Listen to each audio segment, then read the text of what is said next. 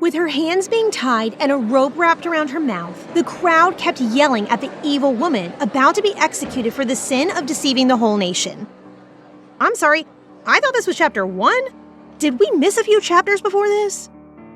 A woman with long, silky golden hair warns the Grand Duke to keep his distance from Kiera Parvis, his own legitimate daughter.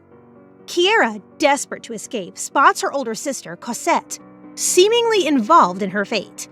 Amidst the deafening screams of the crowd, blood splatters everywhere as she glances back one final time at Cosette and their father. This is one bloody start. On the day the Grand Duke received his title, a prophecy was revealed, foretelling a crisis for the continent and the emergence of a saintess, the sole daughter of the guardians of the empire. Chosen by the great water goddess Beatrice, the Parvis family, known for their water spirit lineage, was destined to bring rain to the barren land cursed by the devil once the daughter comes of age. Kiera, the saintess, was Ludwig Parvis's firstborn and grew up yearning for her father's love, having lost her mother at a young age. Poor Kiera. Despite her modest and sincere nature, Kiera's father remained indifferent to her efforts to gain his attention. Her desperation led her to show him her achievements and even staged an accident, hoping for his concern, but to no avail. What a horrible father! No one deserves this. For 18 years, Kiera's life revolved around seeking her father's validation, until the arrival of Cosette, the daughter of the former Grand Duchess, and the eldest daughter of the Grand Duke, changed everything. What matters to Ludwig is to know who his real child is, so he lets Cosette inside the palace to prove herself. But to Kiera, everything around her changed after that. Even the servants can tell the difference between them. Cosette is a kind person, while Kiera isn't approachable because she's so dignified. But more than anything, Cosette resembles the Grand Duke more than Kiera does. I feel like some of these people didn't listen to their biology classes about genetics and all. Outside, Kiera keeps swinging her sword out of frustration that Cosette just suddenly appears and claims that she's blood-related. I mean, who wouldn't be, right? A face that looks just like her father? It's indeed suspicious that she grew up as a commoner as well. But Kiera is so confident that she is the real daughter because all the women of House Parvis are born with the power of only one saintess. Maybe Cosette is a witch who can shapeshift? We need to find out what's her deal. It means that one is a fake and will bring disaster to the kingdom, and the only way to prove that is whoever can contact the spirits first. If Cosette can do this first, then Kiera will die as a fake. Cosette offered Cosmos flowers, hoping to befriend Kiera, but her cold reception made her intentions clear.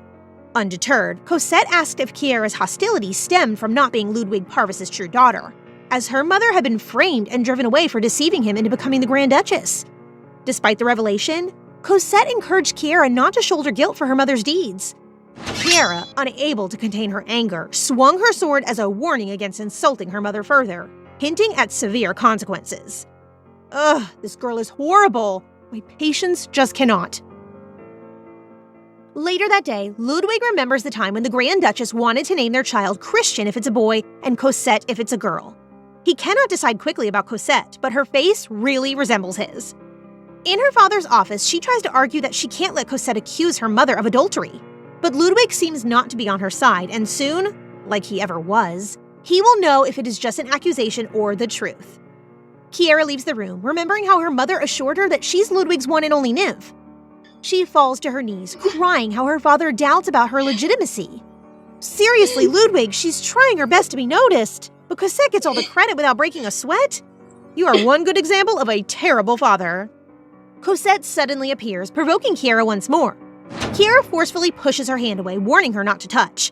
As she catches her breath, Kiera questions why Cosette is wandering the main building. Cosette implies it shouldn't be surprising, as she is Parvis's eldest daughter, with Ludwig's permission to access the third floor alongside Kiera.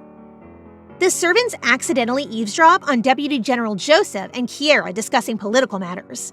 Amused, they mock Kiera as if she passed a knight entrance exam and gained approval.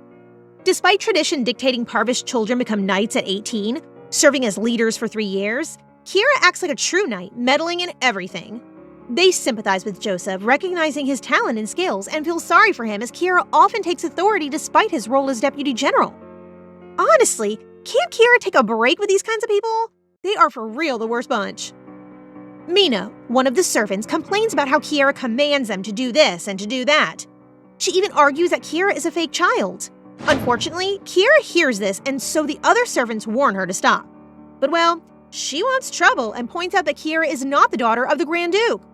Where did she get the audacity to insult the lady of the house? Without a second thought, Kiera slaps her and orders the guards to whip her. Well deserved. That evening, Kiera prepares to greet her father, but Cosette beats her to it, pleading with Ludwig not to dismiss her maid. Kiera tries to explain to her father that Mina had insulted her in the past, but he remains skeptical and asks the other servants for their account of the incident. To Kiera's surprise, the servants claim that she was being distant and cold. She glances at Cosette, who looks pleased, despite facing her own biases and prejudices.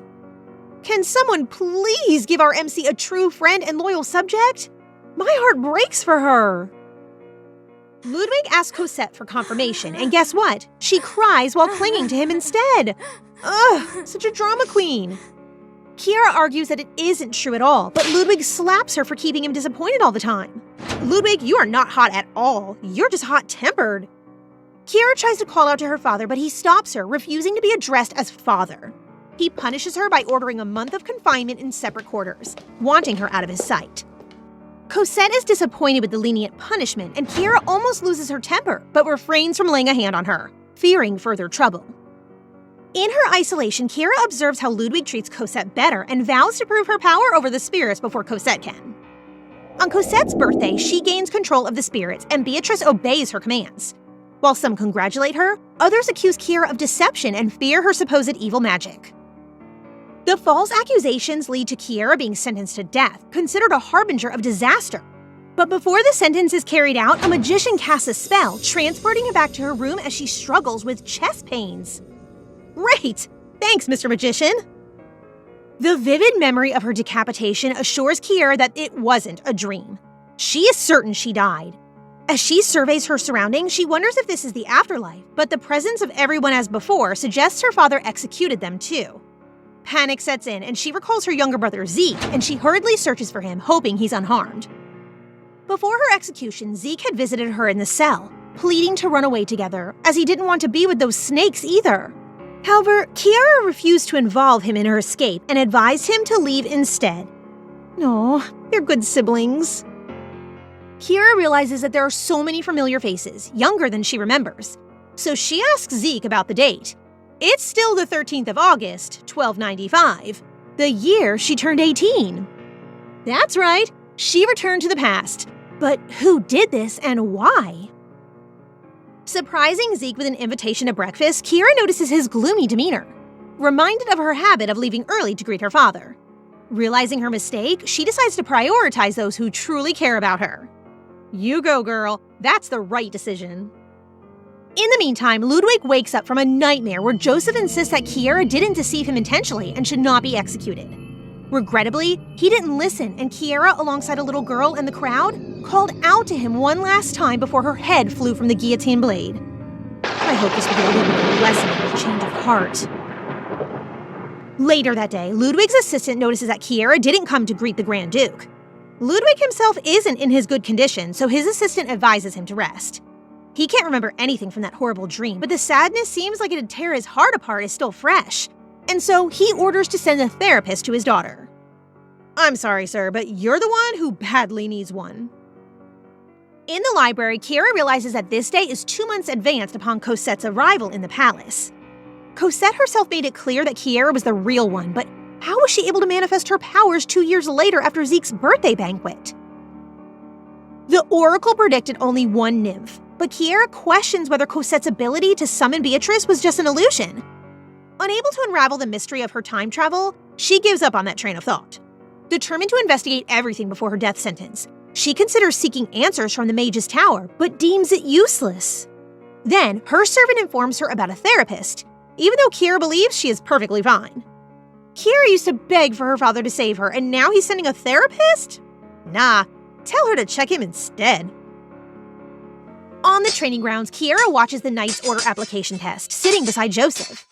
Memories of his protection, even during her final moments, flood back.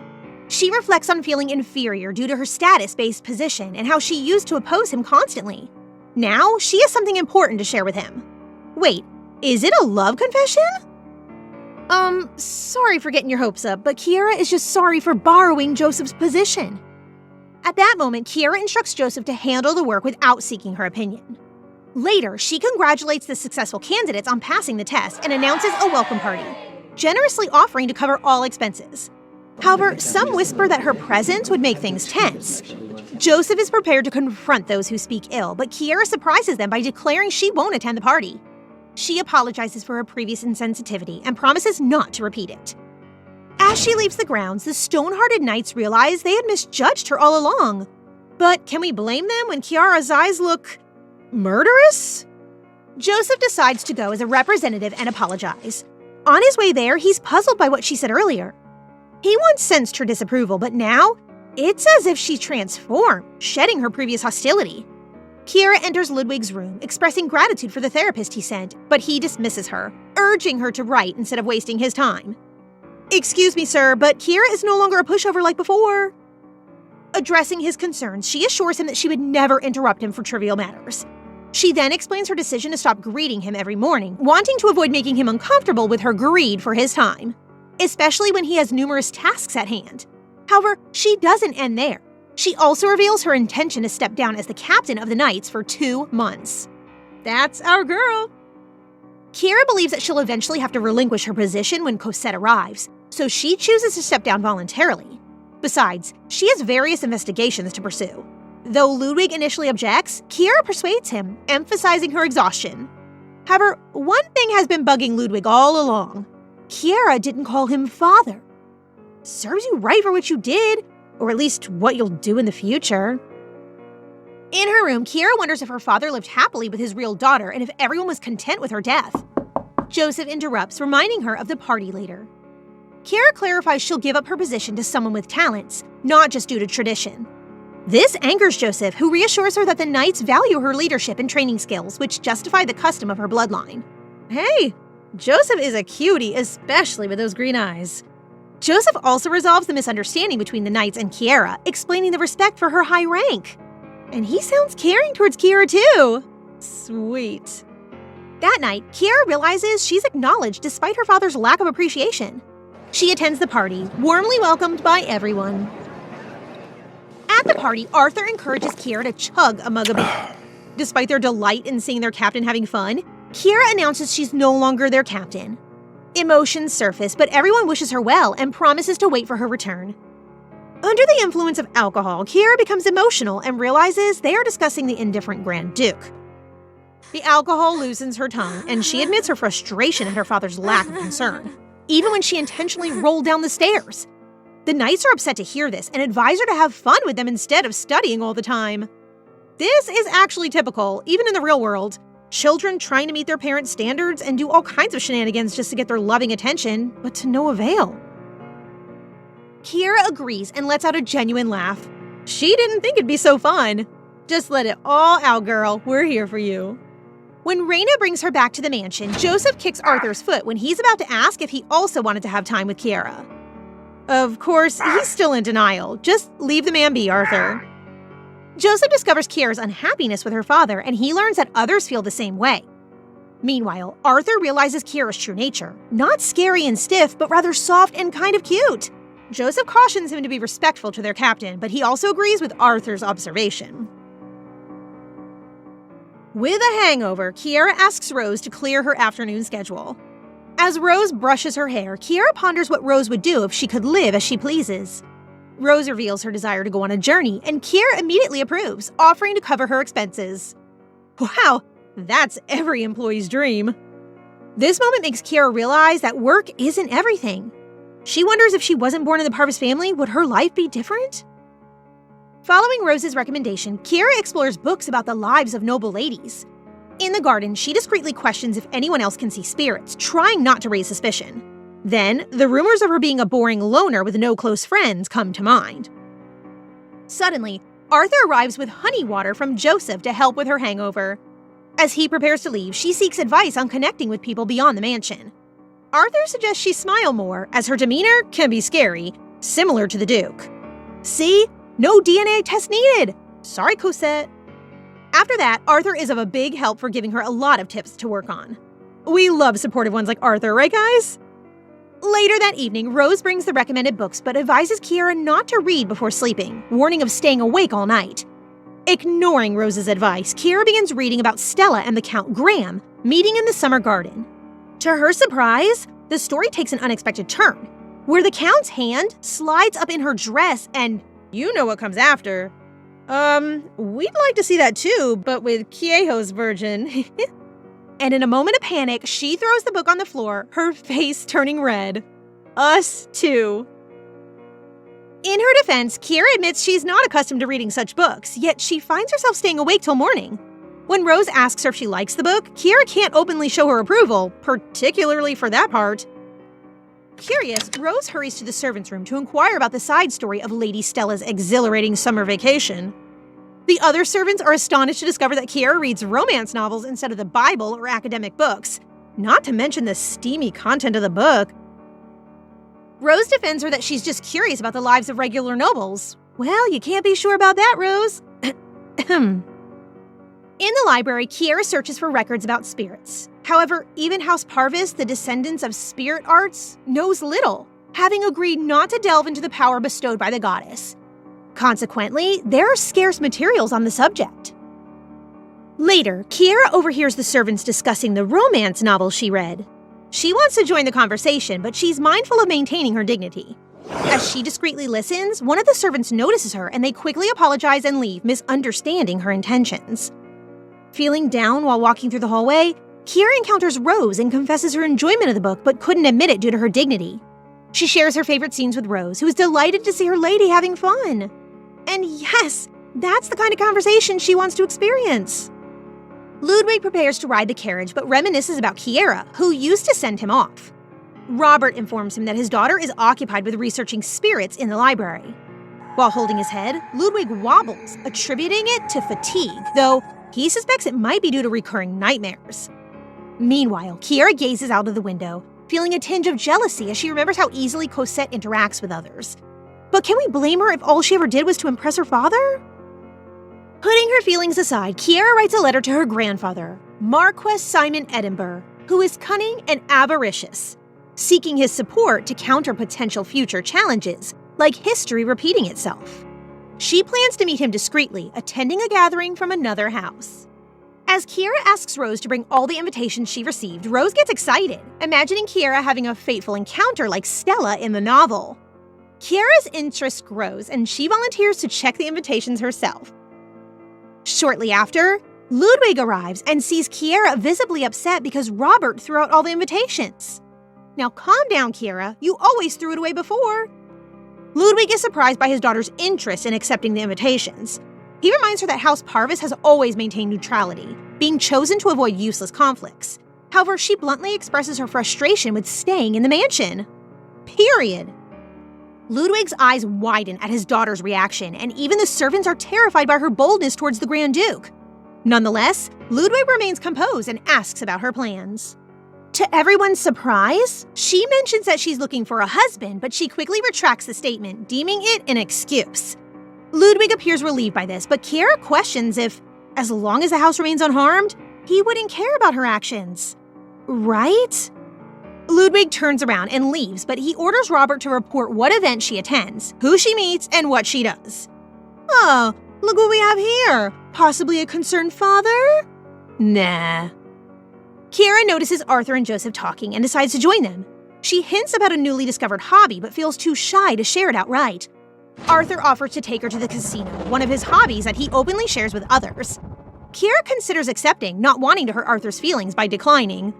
Aw, he's just trying to share his interest with her. Cute. So she agrees to it. Joseph volunteers to take responsibility for her safety. Arthur is so shocked because Joseph hates the casino, but the latter just tells him to keep quiet. Something's blooming within you, Joseph. We can clearly tell. Kiera suddenly realized what she had agreed to, but as long as she abstained from gambling, she was content to watch.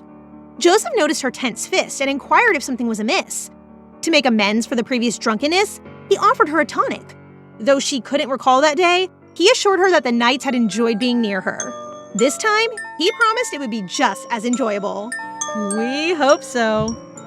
In the early morning, Kiera welcomes Viscountess Shore, who will assist her in preparing for an upcoming gathering. While Lady Shore speaks, Kiera appears lost in her own thoughts. Lady Shore snaps at her, but Kiera apologizes, and Lady Shore understands, relating it to her son's similar disinterest in social gatherings due to his intense focus on studying magic. Intrigued, Kiera requests to meet Lady Shore's son, and she gladly agrees. Could meeting this son be the answer to the time travel that happened with Kiera? Descending the stairs, Kiera is approached by a hesitant servant, who hands her the book that Rose told her to give to Kiera. 2 more servants join them, and Kiera seizes the opportunity to strike up a conversation, asking about the book's contents. As they discuss the plot, one of the servants mentions the upcoming gathering Kiera is set to attend. They surely get along very well with Kiera now. They continue talking about the gathering, and when they arrive at the topic of Kiera's partner for the gathering, it's when Kiera realizes that she hasn't thought of who will be her partner for that day. Suddenly, Joseph appears, saying that he has come to escort Kiera. Oh my, he looks so dashing. Can't believe he didn't crush your mind for 1 second, Kiera. We are cross with you. Arthur and Raina then appear, saying that they should go together, and Raina secretly whispers to Kiera that they will be going to the casino. As Kiera, Joseph, Arthur, and Raina are on their way out of the house, Zeke sees them, and Kiera then decides to bring him too, making Zeke beam with excitement. Such an adorable kiddo. While riding in their carriage, Zeke is taken aback to learn they're headed to a casino and vents his frustration at the Knights for bringing Kiera along. Calmly, Kiera reassures him that the casino is legal and they're there merely to observe and learn about the outside world. Arriving at the casino, Kiera is captivated by the surroundings. Meanwhile, Arthur persistently encourages Zeke to play, but he stands his ground, explaining that gambling can lead to financial troubles without self-control. Way to go, Zeke! It's always a good decision not to give in to gambling. Romantic fangirl approved. Kiera then abruptly ends their conversation, saying that she wants to try the roulette, so Arthur explains to her how that game works. After playing the said game, she happily exclaims that she wants to try more and ends up gaining a lot of chips from winning. What a beginner's luck she has! During their conversation about what to do with Kiera's winning chips, a casino clerk in uniform interrupts them, delivering a message from Count Sebier. The message invites Kiera to play a high-stakes game. After reading it, Kiera declines the Count's offer, expressing her reluctance to bet large sums of money. However, she remains open to participating in smaller games. That's a good decision there, Kiera. In one of the corners of the casino, it reveals that there is a guy that's been eyeing Kiera. Who could this man be? He looks so dreamy, especially in those red clothes. The Count agrees to Kiera's condition of playing only small games. She takes a handful of chips from Raina's pouch and sets aside the rest for their meal later. They all move to the VIP room where Count Sebier warmly welcomes Kiera and proposes a poker game. Despite being unfamiliar with the game, Kiera surprisingly triumphs in her first attempt. So lucky! I guess when it rained luck, you got it all. Except for the dad part. Oops, sorry, bad joke. After witnessing Kiera's initial victory, the Count warns her that things won't be easy anymore. True to his words, he starts winning consistently, taking all the chips she had set aside for the game. As Kiera suggests they should leave, she catches the Count hiding cards up his sleeves, revealing that he has been cheating throughout the entire game. Ugh, what a dirty player! Out of nowhere, a man emerges and swiftly subdues the Count, having him taken away. Turning to Kiera, he kneels and kisses her hand. This enigmatic stranger then extends an invitation for tea, which Kiera graciously accepts. Again, so lucky. At the casino bar, the man introduces himself as Aiden Castro, and Kiera introduces herself as Kira, hiding her noble lineage. Aiden confesses that he has been observing her since her arrival, choosing a more respectful approach instead of direct flirting. Meanwhile, Kiera's companions discreetly observe the pair from a distance. Raina warns that Aiden has a reputation for indiscriminate flirting with every woman he encounters. Okay, I take it back. He is not handsome. He is bad news. Or is he? We are kinda colorblind. After their charming encounter, Aiden invites Kiera for a weekend meal, and she joyfully accepts. When Kiera returns to her companions, they're stunned by her evident infatuation with Aiden. I mean, who wouldn't be with that face? While her friends are speechless, Kiera believes it must be fate and wonders if Aiden could be her partner for the gathering. Girl, I know he's unbelievably gorgeous, but isn't it too fast? How about our Joseph? Later, Kiera confides in Rose about her meeting with Aiden and seeks advice on planning their date as a commoner, having pretended to be just a regular girl. Rose suggests a commoner's favorite, a scenic airship ride to explore the capital. Kiera loves the idea and contemplates renting the entire airship to ensure an intimate date without any crowd. Such a romantic Kiera is. In the garden, Kiera enjoys the flowers, plucking one for herself, when Joseph approaches and calls out to her. He asks if she's going somewhere, but she replies that she's simply in a good mood. Unexpectedly, she hands the flower to Joseph and excuses herself. Stunned by her gesture, Joseph is left speechless.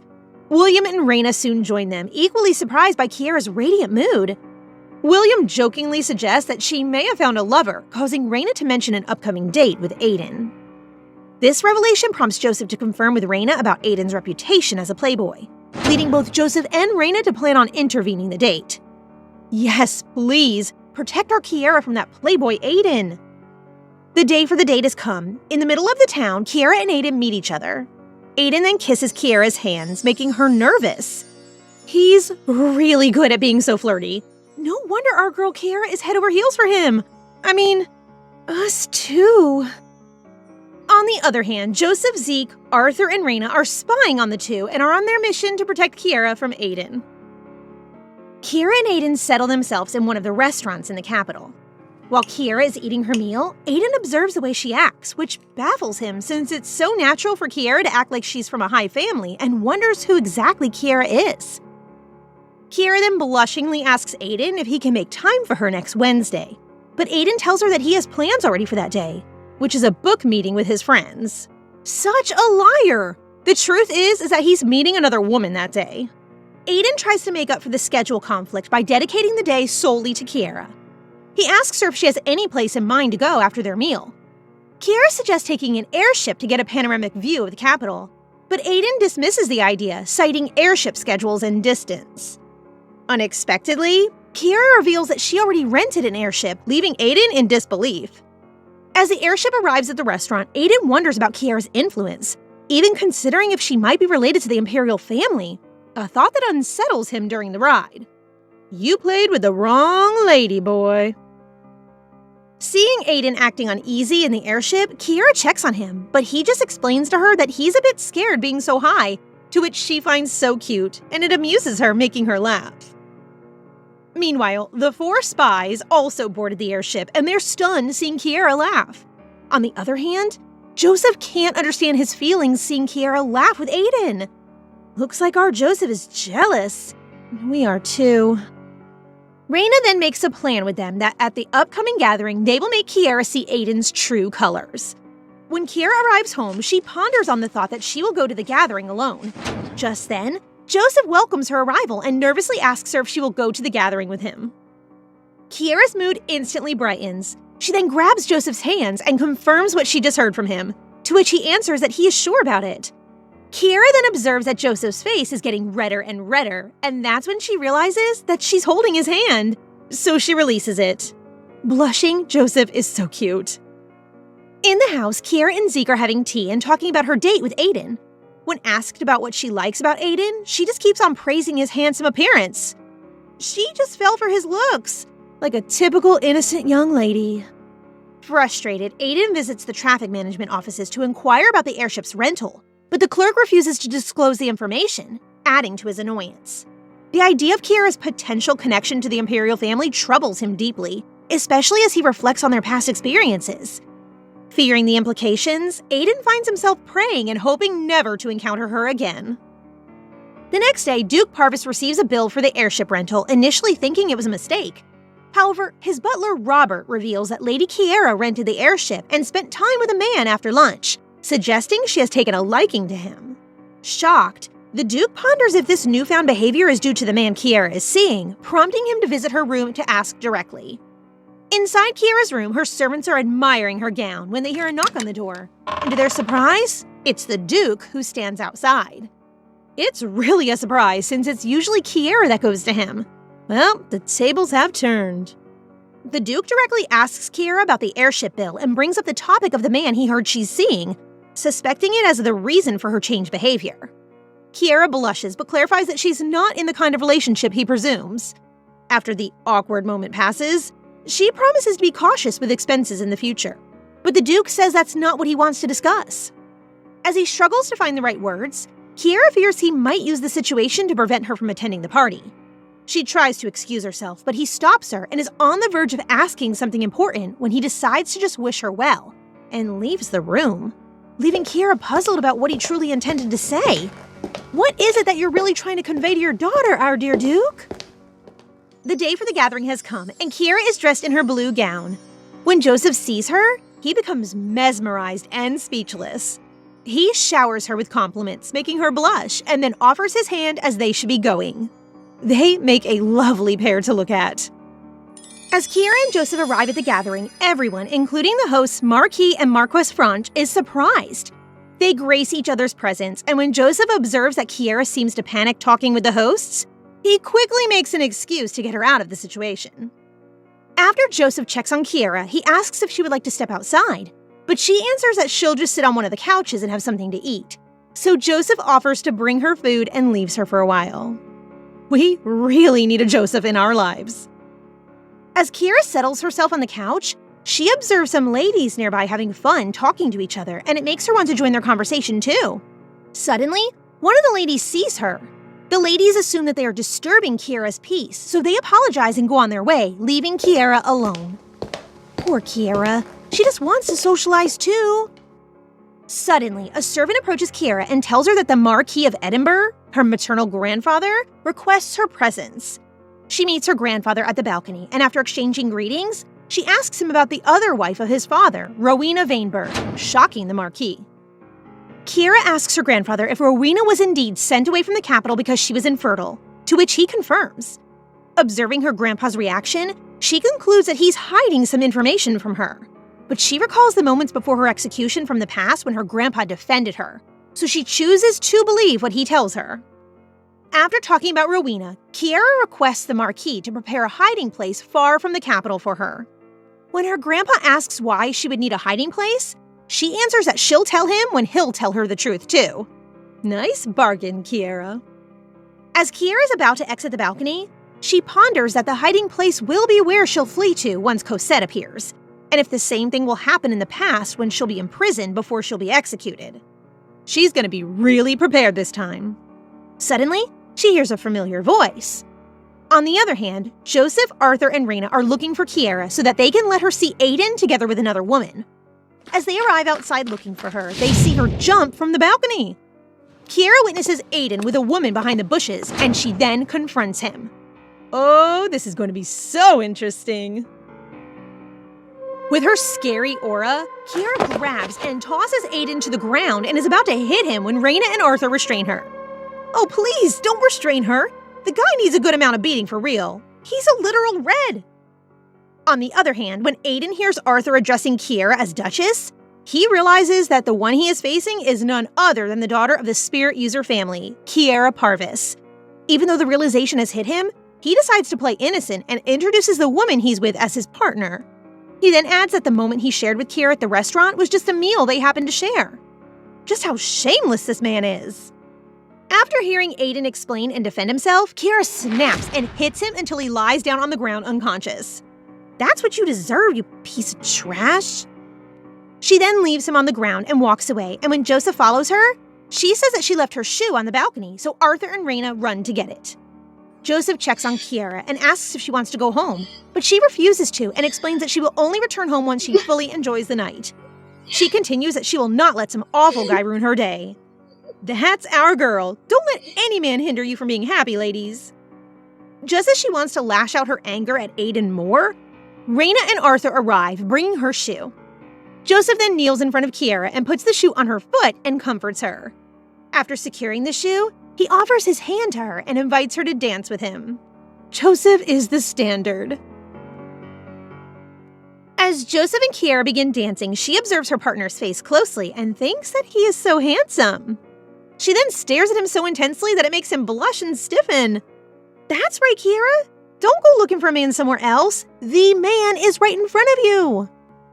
In the morning, a girl named Daphne Shore visits Kiera's house and reveals herself to be the daughter of Viscountess Shore, who had previously visited. Daphne explains her role in assisting with Zeke's upcoming birthday celebration. As they discuss the preparations, Daphne notices Kiera's somber mood and inquires about it. Kiera opens up to Daphne, sharing her struggle with socializing and making friends. Daphne suggests attending a salon party as a way to ease into social gatherings and invites Kiera to accompany her to a party hosted by the princess. Kiera gladly accepts the invitation. Feeling unsure about conversation topics, Kiera confesses her concern to Daphne. Undeterred, Daphne offers help by sharing the current trends, revealing she had done the same for her brother, which impresses Kiera with her knowledge. Suddenly, Kiera remembers Daphne's brother, who Viscount de Shore had told her about. Kiera then wonders if she will be able to meet him soon, as she wants to ask him about time reversal magic. This magician guy is surely piquing my interest. I wonder what he looks like. In the Imperial Palace, the princess is surprised upon hearing that Kiera will be attending her salon party. I hope the princess is nice.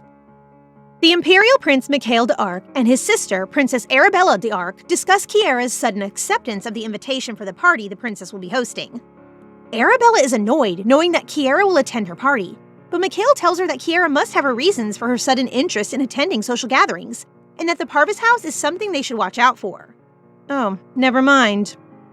Arabella explains her displeasure regarding Kiera as she recalls her encounter with Kiera once at a banquet, where she just gets ignored by Kiera and feels belittled. Insecure much? So Mikhail calms her and asks her to think about it politically and find out Kiera's real intention. Given no choice, the princess agrees to give it a shot in approaching Kiera, despite knowing that she's always been ignored by her. Well, don't worry, princess. Kiera is a changed lady already. In the Parvis house, Robert delivers a report to Duke Parvis about Kiera's whereabouts. The report contains Kiera's meeting with her grandfather and Kiera breaking up with Aiden. Wait. Breaking up? They never were together! Did we miss a few chapters or something? Robert is so advanced. Robert then tells the Duke about Kiera accepting the invitation to the party at the Imperial Palace. Hearing such news shocks Duke Parvis, so he orders Robert to call Kiera into his office. Our girl keeps on surprising us, doesn't she, Ludwig? Outside the house, Kiera thinks about her situation and her progress in investigating magic and spirits. She then remembers her great-aunt, Johanna Parvis, being the only existing spirit user. Kiera ponders about visiting her aunt, but she hesitates as she needs to go through Duke Parvis if she wants to meet her. Suddenly, Robert appears and tells her that the Duke is requesting her presence. As Kiera arrives at her father's office, it surprises her since he prepared desserts and drinks for their talk. Wow, the Duke is showing his affection in other ways. He then starts their conversation by asking about her quest for looking for a good husband. Kiera answers that she hasn't asked someone about marriage yet, but adds that she will soon succeed. The Duke then replies that she can do as she pleases. Wow, character development. Kiera then brings up the topic about her aunt and wishes to see her, to which Duke Parvis agrees. After stating her intentions and meeting her aunt to the Duke, she excuses herself, leaving him alone in the room. As Kiera exits the room, she ponders about the Duke's expressions during their conversation, and then her mind wanders about what could it be that her grandfather is hiding from her, and she thinks that it could be something important to solve her dilemma. What could it be that her grandpa is hiding? The salon party is buzzing in excitement. The Lady Parvis is attending, and it is unlike her to come to any social events at all. Our girl Kiera is the talk of the town once again. The princess is beyond uncomfortable that someone who has been rude to her is coming to the opening of her salon, while the other guests are anxious to have to deal with the atmosphere that she brings. When she arrives with Lady Daphne, she politely greets the princess. Kiera's attempt to make friends will now begin. You can do it, girl! We can only hope that she will find true friends.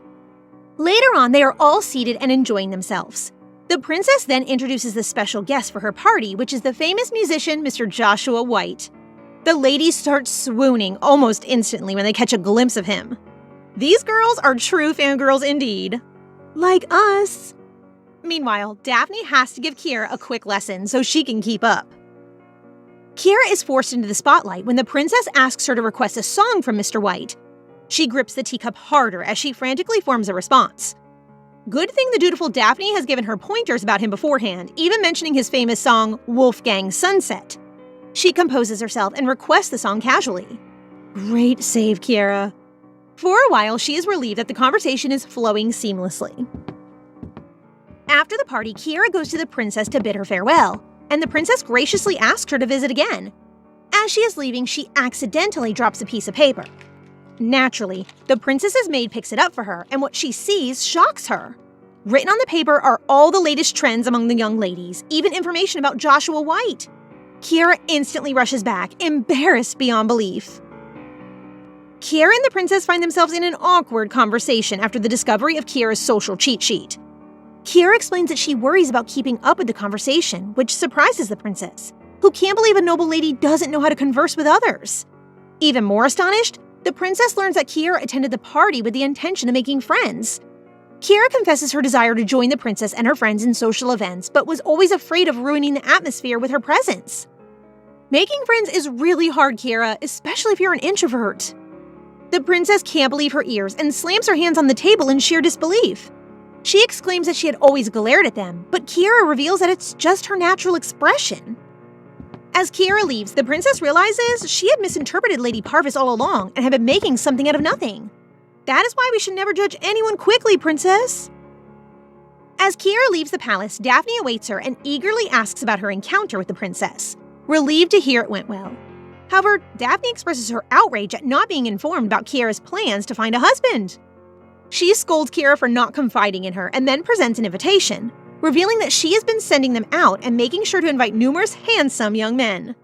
Daphne is so determined to play matchmaker. An ultimate wingwoman indeed. She is so sure that Kiera will find her destined love soon. Her excitement is practically radiating off of her that Kiera doesn't want to break her enthusiasm. She agrees to attend despite her initial reluctance. We can't blame Daphne, we're excited too! When it is time for the Shores family party, everyone is buzzing about Kiera's presence once again, especially since it has recently been circulating that she is looking for a husband. Kiera has once again asked Sir Joseph to join her as her partner in the party. And boy, did they look dashing together! Sir Joseph is definitely rocking that uniform. Kiera, believe me, you do not need to find a husband. He's right beside you! Daphne is quick to greet her once they arrive. She is so enthusiastic to aid Kiera in her quest for true love, going out of her way to invite the most outstanding-looking men out there. She most certainly knows how to do an assignment. It must be great to have a friend and such an efficient wingwoman. When Daphne leaves to greet her other guests, Sir Joseph says that Kiera is quite close to her, and Kiera shyly replies that they are friends. Go, girl! You're making such progress! You even have a friend now, and a good one at that. All of a sudden, she locks eyes with the startled princess. Her Highness certainly did not expect her to attend. Kiera and Sir Joseph greet the princess in the customary manner, and Kiera's attempt at a friendly smile startles the princess, making her even scarier. Out of politeness, the princess offers to introduce Kiera to her friends, but she is dismayed when Kiera accepts. As Kiera talks to the other lady, she is taken aback when someone speaks close to her ear from behind, telling her that she should have gone to him first when she returned. Turning her head, she recognizes him as the man who performed a spell after her death in her past life.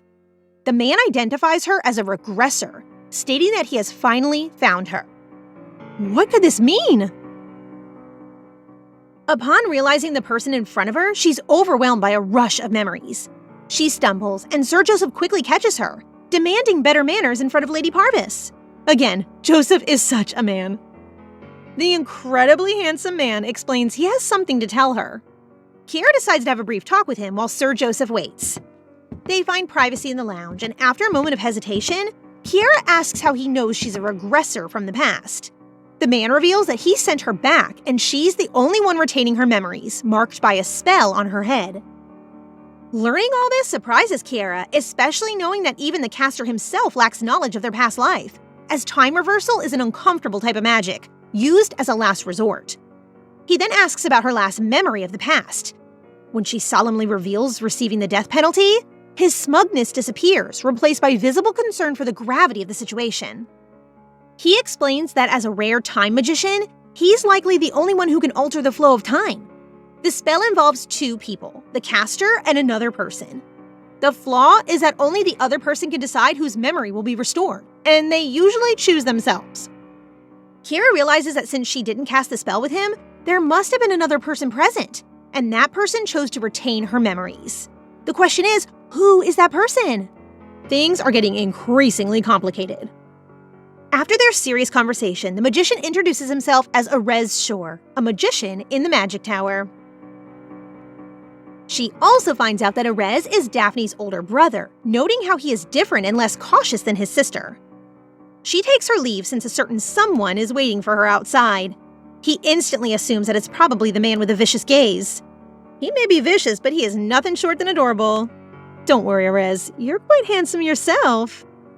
Kiera explains that one should not leave one's partner for long. Kiera goes to Sir Joseph apologizing for making him wait. He questions her about Erez and why he called her a regressor. She once again laments about the magician's lack of discretion. Good thing Joseph takes in her excuses even though he knows that she's hiding something. Can we take a second to appreciate this man's beauty? He's angelic. 2 days later, there is an uproar when the news that Lady Parvis has apparently chosen a lover, and that it is no other than Erez Shore. The issue has been plastered in every tabloid there is, and Kiera couldn't be more satisfied that things are going smoothly. The Grand Duke's mood, on the other hand, is even more melancholy than usual. What's wrong, Papa Parvis? Why aren't your usual stoic self? He is in the sitting area while Kiera is getting ready for her trip to visit her great-aunt. Her brother Zeke is there as well, and he can't help but ask for assurance that his sister isn't really planning to get married. Ah, what a cutie! If only all siblings were as adorable as him. The maids and her little brother are outside to see her off as she begins her journey to her great-aunt. She needs to get more clues from this spirit before Cosette arrives. Upon arriving at her great-aunt's estate, Johanna Parvis warmly greets Kiera.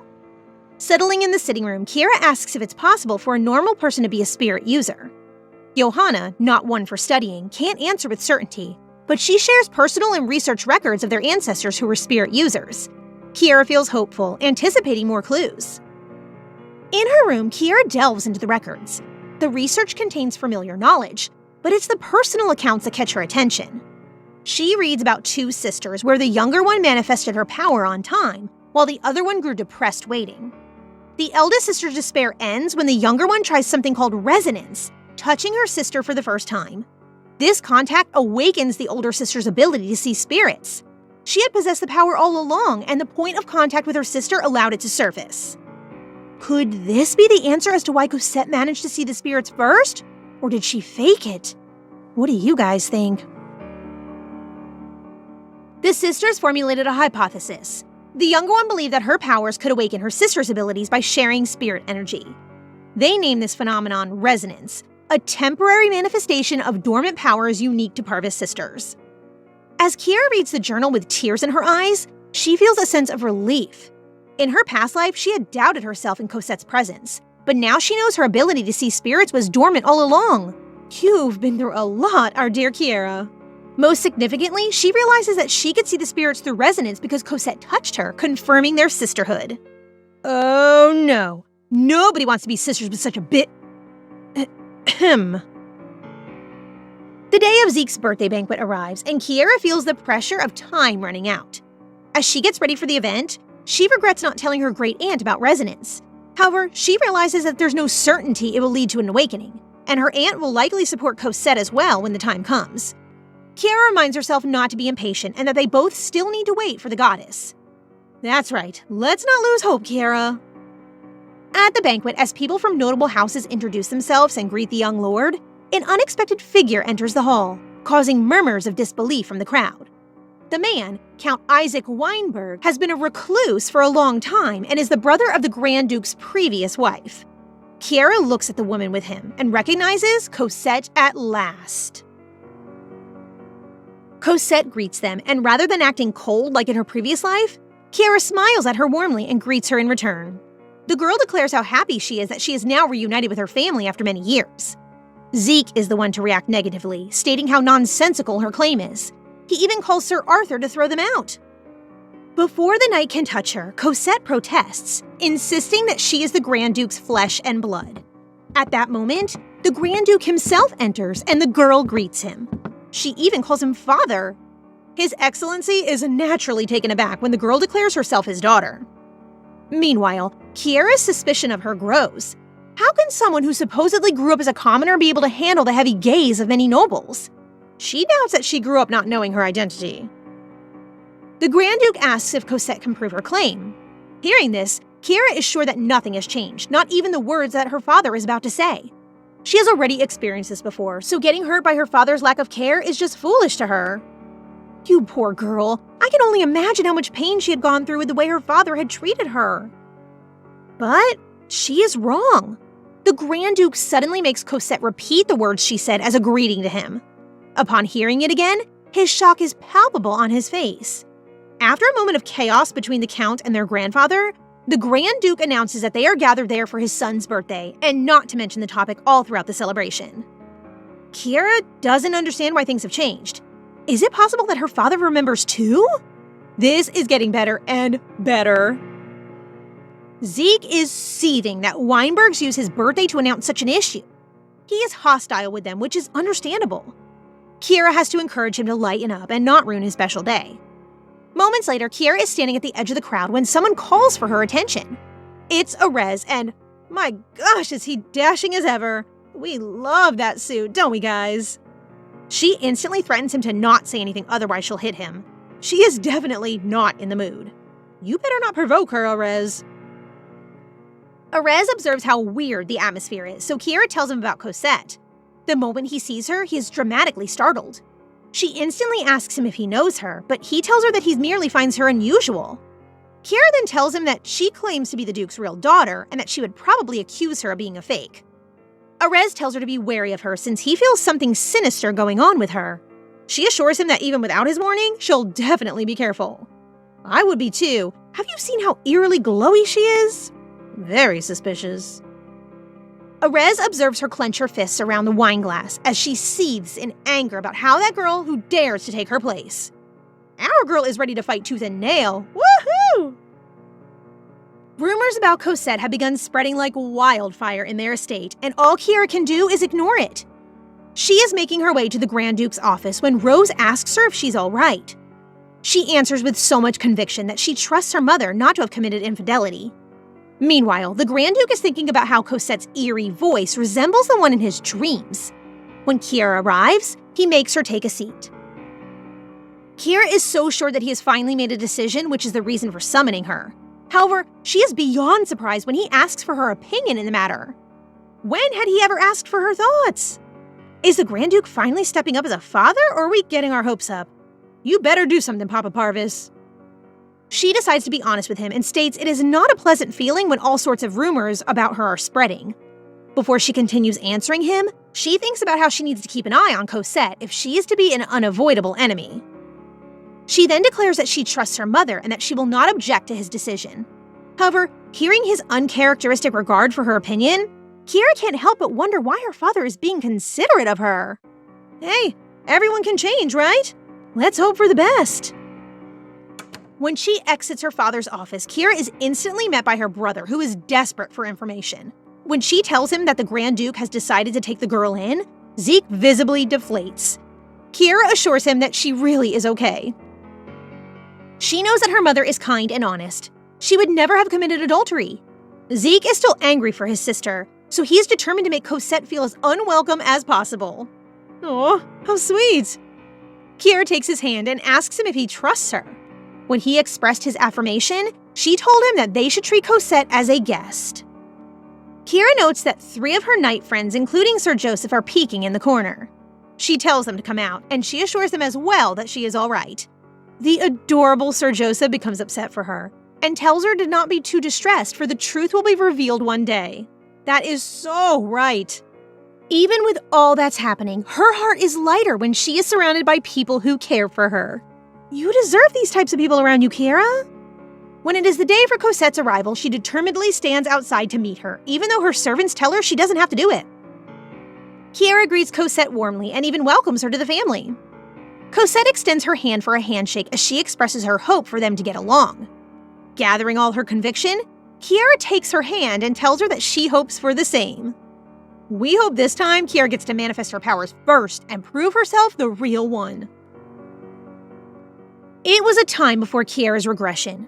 Sir Joseph observed how sensitive she had been, probably all because of the girl the Count Weinberg had brought. He is saddened about how fast people change their mind about his lady, even though she had meticulously done her duty for the past few years. He can only wonder if she is okay. How dreamy can a person be? He is so thoughtful. We're literally having heart eyes right now. After a rigorous training session with the other knights, he pondered how House Weinberg attempted to erase Kiera's existence, even pressuring her to give up her position as captain. Lost in thought, he heard someone still training and went to investigate, finding Kiera practicing with her sword. Accidentally injuring herself, he saw a pain in her eyes that went beyond the physical wound. Hurrying to check on her, he expressed concern, but she took it as pity and berated him, asserting her strength and independence, declaring she didn't need anyone's help. "No one's an island, Kiera. Take all the help that you need." When she asked him to be her partner in a sword warm-up, he spoke up, reminding her that he was her knight and served the strongest. And again, he's also your knight in shining handsomeness. He couldn't see her as weak. His words brought a genuine smile to her face as she challenged him to grab his swords, asserting that a knight should show sincerity through their skill, a challenge he eagerly accepted. Everything shifted once again when he learned that Lady Cosette had managed to awaken the power of the spirit. Oh no, not again! Lady Kiera had not eaten for days, not even drinking a sip of water. He tried to get her out of her stupor, so she wouldn't have to break down. He even begged her desperately to hang in there, but to no avail, she barely responded. The lady is then sentenced to death. Poor Kiera, she tried to do everything to change her fate. Her younger brother was determined to reason with his father as he marched to his office with Sir Joseph hot at his heels. He asked the young lord to stop, but Zeke expressed his anger about the situation, especially about how his sister had been treated. Sir Joseph made him understand that he needed to exercise caution since people were watching them. He told the young master to calm down and promised that he would go to the Grand Duke himself. Zeke agreed, and he went back to his room. Sir Joseph then made his way to the Grand Duke's office where the Grand Duke himself opened the door for him. Continuing with the flashback before Kiera's regression in Joseph's POV, he tried talking to Kiera's father about his decision to execute Kiera. He protested that if they wrongly accused Kiera, the entire empire would suffer the consequence of executing the true priestess. Despite Joseph's objection, the Duke was stern in punishing his own daughter after Cosette proved to possess the Parvis's power in front of the nobility and the imperial family, in fear of the prophecy that a fake lady would bring disaster. He couldn't do anything. After all, he was just a knight sworn to protect Kiera. The Duke, well, was the head of the Empire's shield. Joseph was determined to save Kiera, so he devised a plan to slip out Kiera and Zeke before the execution date. However, on that day, Kiera refused to go with Zeke. Perhaps she did not want to struggle longer. Maybe she gave up on living after witnessing her father willingly give her up. Joseph reflected on how Kiera had endured a lifetime of struggle to achieve greatness and earn her father's approval, all while being trapped by the expectations of her role as the Parvis family's lady. He wished that he comforted her and became someone she could depend on, not just as her knight. But all he could do was reminisce about the last time their swords clashed in training, along with the words he failed to say to Kiera. He could do nothing but linger over the traces of her and pray that she gets another chance to live, free from all the restraints, to live how she truly desired. Gosh, someone find me a man like Joseph! And then, Kiera was executed. After the word of Cosette's arrival in the Parvis's manor spreads, Kiera receives letters from her friends. Zeke is amazed that Kiera has made many friends already. Letters from his grandfather, Bella, Daphne, and her servants all express their support towards her. One particular letter stands out as it bursts in a magical light and a hologram of Erez appears. Along with the message is a ring that could defend Kiera if Cosette ever tries to harm her. She wonders if he is truly worried for her and thinks how unpredictable he is. I'm sensing something here. Rose, her servant, notes that the mood in the castle has been unsettling since a wild Cosette appeared. Zeke and Rose urge her to be careful with the Pokémon. Cosette has been acting friendly around the servants, obviously scheming something. It's time for Kiera to make her move and start her act. Later, Kiera meets Joseph on her way to the training grounds. Joseph invites Kiera to a swordsmanship training with the knights, but she refuses, saying that she's no longer the captain, and it's Joseph's responsibility to train the knights. She, however, is open to sparring in the future. Before parting ways, Joseph reassures Kiera of his allegiance and that she can always rely on him in times of trouble. Please, Joseph, stop! You're bringing out the fangirl in me! Later, Kiera begins her warming up by practicing her swordsmanship stance. She knows exactly what is going to happen. And then a familiar scene unfolds. Cosette arrives with a bouquet, wearing a pretentious smile. Kiera commands Cosette to step back as she wields a sword. Cosette praises Kiera for being trained as a knight, but Kiera knows these are just empty words. In response, Kiera asks Cosette to leave, as chatting with her is a waste of energy. Cosette makes the predictable move of pretending she only wants to befriend Kiera. She then realizes this isn't working, and she begins to provoke her. She accuses Kiera of not being the Duke's real daughter and basically says that her mother was unfaithful. In her past life, Kiera would have slashed the blabbering baboon, and perhaps she should, but Kiera has learned her lesson and decides to play along with Cosette's act. She pities Cosette for being brainwashed by the Count of Weinberg into believing she is the Duke's real daughter. Frustrated, Cosette claims that she is the spitting image of the Duke and that everyone will believe she is the real daughter, while Kiera is nothing but a fraud. But this is exactly what Kiera means. Cosette is born with a face that is so easy for the Count to exploit. The servants arrive, worried about Cosette, scolding her for not informing them of her whereabouts. Paula, a servant, apologizes to Kiera, probably for failing to keep Cosette in her place. Before leaving, Kiera innocently reminds Cosette not to do anything that would alarm the servants.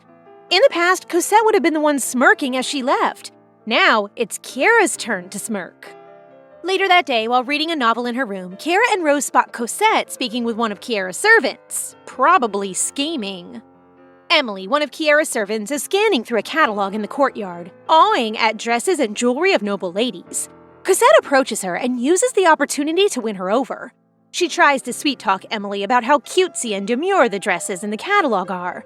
Emily thinks how lucky Cosette is on becoming a noble lady overnight. Suddenly, Cosette invites Emily to visit a boutique with her. Emily has only ever seen beautiful dresses in catalogs since Kiera only calls designers into the castle and never visits boutiques. Emily starts imagining how she would look in noble dresses and thinks of having a rags to riches story like Cosette. But it strikes Emily that she'll have to ask Kiera's permission. A few moments later, Emily asks Kiera for approval to go with Cosette. She reassures Kiera that she does not have ulterior motives in going with Cosette. She only wants to experience going to a boutique. To her surprise, Kiera agrees, as if there's no problem with it at all. Before Emily leaves, Kiera asks her to keep their conversation a secret, even from Rose, and wishes that she'll have a good time. When Emily walks out of Kiera's room, she runs into Rose, who hears her say she got permission. Rose questions Emily's motives for following Cosette to a boutique. She sees Emily wearing a ruby bracelet before the latter runs off. Rose believes that Emily is betraying Kiera for jewelry that Cosette bribed her with. Unbeknownst to her, Cosette is eavesdropping and satisfyingly grinning, feeling her success in messing with Kiera's servants. At lunchtime, while the rest of the Parvises are eating quietly, Cosette cannot just stop yapping about how excellent the foods are. Girl, can't you read the room? Out of the blue, Cosette asks her father if she could meet her great-aunt. As usual, the nonchalant Duke agrees, but warns Cosette not to bother the lady as she is not in good health. On that cue, Kiera offers to go with her. Kiera justifies that it will be better that she comes to introduce her great-aunt and Cosette to each other, so they will not be uncomfortable. Kiera recalls that in her past life, Cosette visited the great-aunt alone, and she suspects that she had other intentions of visiting her great-aunt. This time, she will watch Cosette's moves closely. Digressing the topic, Kiera informs Cosette that none of the servants volunteered to serve her, so she decides that they will take turns serving her. Cosette questions why Kiera is deciding on that matter. She intently looks at the Duke, expecting him to overrule Kiera, but the Duke simply takes his leave. Kiera promises to send a maid and encourages Cosette to tell her of any inconvenience she experiences, though she doubts Cosette would have any concerns in the castle compared to her previous dwelling. Frustrated by her defeat, Cosette leaves the dining hall. Zike praised Kiera for standing her ground. Kiera feels delighted to watch the bitterness on Cosette's face. Kiera and Cosette finally visit their great-aunt. Cosette is back to her usual innocent act, pretentiously admiring Lady Johanna's, Kiera's great-aunt's, castle. Lady Johanna welcomes the two at her gates. While Kiera respectfully greets her aunt, Cosette casually introduces herself with an overly energetic tone. Like one of those pick-me girls. The lady cannot help but see the resemblance between Cosette and her nephew, the Duke. However, she does not mention a thing and continues welcoming her guests. As they settle themselves in Lady Johanna's estate, Cosette begins bothering Kiera with her nonsensical questions. Kiera knows better than to pay attention to Cosette's antics until Cosette asks about the elemental crystal of Beatrix. The elemental crystal is supposed to hold the power of the water goddess, Beatrix. Cosette tells Kiera that it is said one can use the elemental power simply by possessing the crystal. Kiera warns Cosette of ever speaking about this knowledge in public. If House Parvis kept this information, then there must be a good reason why it has never been revealed. The annoying blonde continues asking Kiera if she has touched it and accuses her of planning to use the crystal. Sternly, Kiera shuts down Cosette by calling out how wasteful she was with her time. Kiera suggests to Cosette to spend it studying table manners and noble etiquette so as not to embarrass Lady Johanna. Finally, she said it! As Kiera leaves, Emily arrives and Cosette immediately runs towards her and hugs her. With crocodile tears, she tells Emily that she only wishes to make friends with Kiera, but deep inside, she is praying for Kiera's morale to finally break. Back in her room, Kiera wonders what Cosette is really up to for visiting Lady Johanna. But whatever the reason is, Kiera is determined to stop Cosette from advancing her plans. Cosette's words keep on replaying in Kiera's mind. Where did Cosette learn about the elemental crystal? Kiera wonders and suspects Cosette's real business for visiting Lady Johanna. Kiera contemplates if Cosette is planning to use the crystal or something else. In the middle of the night, Kiera and Rose approach Lady Johanna's butler to request a bottle of wine from the basement cellar. At first, the butler hesitates to give them the key to the basement, but later agrees to them after Kiera assures her that she'll take responsibility if anything goes wrong. Before going, the butler whispers to Kiera something about the basement. Rose worries that if they make a mistake, it will look bad on Kiera and get her in trouble. However, Kiera assures her that everything will be fine. At that moment, a figure runs behind them. It was Emily. Emily goes to Cosette and reports Kiera's moves and her plan to go down to the basement by herself to get wine. But they know Kiera does not enjoy drinking. Cosette suspects that a secret passage is in the basement connecting to the elemental crystal, and Kiera will use it to sneak down to get the crystal. She hurriedly uses this opportunity to catch Kiera red-handed and alerts the whole castle that an intruder is in the basement. It turns out that Cosette made up a lie about gaining elemental powers by possessing the elemental crystal, and she believes that Kiera fell directly into her trap. The guards and everyone in the castle surround the entrance to the basement, waiting for the intruder to come out. Cosette thinks that she succeeded in catching Kiera. However, she realizes the mess she has made when it is Rose who steps out of the basement. Frustrated that things didn't go her way, Cosette starts pressuring Rose to reveal where Kiera is hiding and claims that Kiera went down to take the crystal. Amid the commotion, Lady Johanna arrives at the scene, demanding an explanation of the ruckus. Cosette insists that Rose was trying to steal the elemental crystal of Beatrix for Kiera. Right then, Kiera arrives coming down the stairs from her room. Kiera tells Cosette that she has no reason to approach the crystal, and if she did, she could simply ask her great aunt to allow her. Cosette is lost for words. She planned to get Kiera caught using the crystal to forcibly use elemental powers and be suspected of the fake daughter. Kiera adds that she only asked Rose to get a bottle of wine from the cellar. To this, Cosette protests that Kiera never enjoyed drinking enough for her to steal the key to the basement. Kiera explains that she didn't steal the key. She simply took it after arranging it in advance with the butler, which the butler backs up. And the whisper? It was the butler recommending the best wine in the cellar. Cosette realizes that she was not informed that the butler and Kiera had prior arrangements. Emily betrayed her. Emily was never her ally. Kiera accuses Cosette of prying into her background. For how else would she know her drinking habit when they haven't known each other long enough? The other maids testify that Cosette has been asking around about Kiera. Lady Johanna finally speaks and calls Cosette's actions ridiculous after she alarmed the whole castle for nothing. After expressing her disappointment, Lady Johanna urges everyone to go back to their bed. On their way back, Kiera commends Emily for doing a good job. Emily fills in Rose with what happened since Rose thought Emily betrayed Kiera for a bracelet. Previously, Emily befriended Cosette to know her motives. Immediately after Cosette approached her, Emily reported to Kiera what happened, including Cosette's offer to visit a boutique. It turns out that Kiera already knew that Cosette would approach Emily. She agreed for Emily to go with Cosette to act as her servant to spy on her. It is the reason why they kept it a secret from Rose. And the bracelet? It was from Kiera, not Cosette. As the dust settles, Lady Johanna and Kiera talk about the incident. They suspect that it was Count Weinberg who told Cosette about the existence of the elemental crystal. Kiera claims that Cosette simply heard that she was going down to the basement and immediately thought that Kiera was looking for the crystal, which means that Cosette had the same intention of looking for the crystal. Lady Johanna confirms that the elemental crystal of Beatrix is merely an object that proves the existence of the bond with the elementals. Simply touching it doesn't give someone the elemental powers. Kiera remembers that in her past life, Cosette visited Lady Johanna alone, so framing Kiera wasn't her original plan. If Cosette came to find the crystal, it must not be because it would help manifest her powers. It strikes Kiera. What if Cosette planned to destroy the crystal, breaking the bond with Beatrix? Lady Johanna reveals that she looked into Cosette's background and found nothing as if it was purposely wiped clean. She then warns Kiera to be wary of Cosette. After visiting Lady Johanna, Kiera rendezvous with Erez at a restaurant. Kiera shares with Erez the events at Lady Johanna's castle. Erez thinks that now Lady Johanna is disappointed with Cosette, Kiera will definitely get her support in strengthening her claim. As for Cosette, Erez thinks that she must have gone silent after the incident. However, Kiera reveals that House Weinberg sent a letter demanding Kiera to denounce any position she has because her blood relationship with House Parvis hasn't been confirmed yet. In her previous life, Kiera immediately resigned from her position as the captain of the Knights to show that she didn't need any position to belong to House Parvis. She did it to look cool, but it didn't work out for her back then.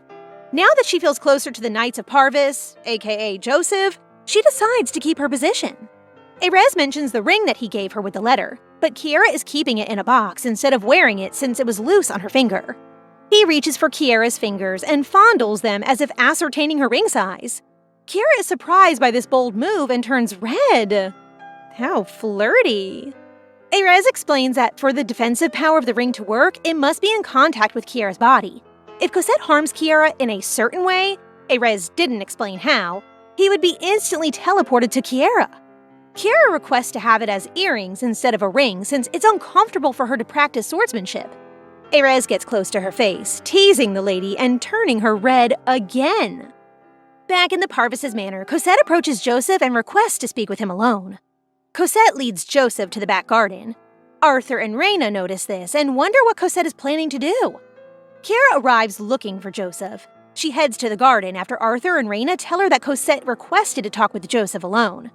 On her way, Kiera thinks Cosette is trying to trick Joseph. I'm sensing jealousy. Kiera overhears Cosette trying to persuade Joseph to take his position as the captain of the Parvis Knights. Cosette tells him that he is more worthy than a fake, implying Kiera to take the position. She also accuses Joseph of always wanting to surpass Kiera. Joseph answers that he indeed feels a sense of rivalry with Kiera, as a knight, and not for some petty, shallow reason. He tells Cosette that he initially thought she was an innocent victim of Count Weinberg's scheme, with a face that can easily be used to claim as a daughter of the Duke. But now that he witnessed Cosette trying to go between him and Kiera, Joseph believes that she's conspiring with Weinberg. Joseph walks out after rejecting Cosette and suggests she take a nap instead of wasting her time. Oof, that burns! Joseph discovers that Kiera heard everything and blushes after remembering the sense of rivalry part, and becomes even more flustered about saying just take a nap to dear Cosette. Kiera wishes that the other knights also think of her worthy as a captain. Joseph reassures her that the knights are on her side and none question her title. He adds that they will, of course, believe someone who's always been with them rather than a stranger who appeared out of nowhere. This statement gives Kiera a new source of courage. Kiera rushes off to meet her father to inform him that she will return to her duties as a captain. The Duke receives a letter from the imperial family that reminds him of the prophecy and demands him to make a decision for the current situation. Besides, House Parvis cannot involve personal emotions for the greater cause. Kiera arrives and immediately informs the Duke that she wants to return as the captain of the Knights and that she will not back down even after House Weinberg demands her to relinquish her position. The Duke promises to send a warning to Weinberg for interfering in Parvis' family affairs. Before Kiera leaves, the Duke asks her why she isn't addressing him as father like she used to. Kiera is surprised by this sudden question. The Duke has never been a father to her. In fact, he was the one who decided Kiera's death after he accepted Cosette as the real Parvis daughter. Kiera answers that she thought the Duke never cared about such trivial matters, since he always put family dignity over family harmony. That hurts. The Duke seems to look affected by Kiera's answer. As Kiera leaves her father, she remembers the face her father made and wonders what it meant. Alone, the Duke contemplates how he carries his duty as the head of House Parvis and as a father. He pursued absolute reason like how his predecessors did, often forgetting to show fondness for his child. He realizes that he has never said warm words or paid attention to his daughter. Expecting Kiera to address him as father is laughable. Kiera can't shake off Duke Parvis's words from last night as she heads to the tea party. The thought of calling him father in private lingers in her mind, stirring a mix of emotions she can't quite name. When she arrives, her chaperone opens the door, and the princess greets her warmly. However, Her Majesty's smile fades slightly when Kiera explains that Cosette isn't feeling well. Though disappointed, the princess encourages Kiera to enjoy herself, reminding her that the tea party is for the younger crowd. Just as Kiera begins to relax, the princess teasingly warns her not to spill the cheating paper, making Kiera blush with embarrassment. It's also kind of sweet how the princess is trying to help Kiera loosen up, even if it's with a bit of teasing. I sure hope their friendship continues. After the princess leaves, Kiera feels out of place until Daphne greets her warmly and invites her to join the other ladies in a card game. Just as they're having fun, Kiera's grandfather arrives unexpectedly. She excuses herself to speak with him privately. In their conversation, Kiera's grandfather inquires if she knows what Weinberg intends to do. Instead of answering, Kiera asks if Weinberg is truly unable to have children. Though reluctant, her grandfather reveals that someone capable of having children actually did, leaving Kiera in shock. Kiera suspects that Cosette is Rowena's child, but her grandfather adamantly denies it, insisting he saw the child was dead with his own eyes. He reveals that Rowena was killed to keep her silent and the fetus died with her. Angry, Kiera demands to know why he killed Rowena. My gosh, this family sure is filled with dark secrets. Her grandfather explains that Rowena is their enemy and tries to justify his actions, urging her to understand and insisting that Zeke must never find out. Kiera, still unsettled, asks if the Duke knew about Rowena's pregnancy, but her grandfather confirms that the Duke had no contact with her. After answering her questions, her grandfather grows suspicious and asks how she knows about Cosette. Kiera explains that she had a foresight dream, which she believes may be a warning from the goddess. Her grandfather asks if things are progressing as in her dream, and she confirms that they are.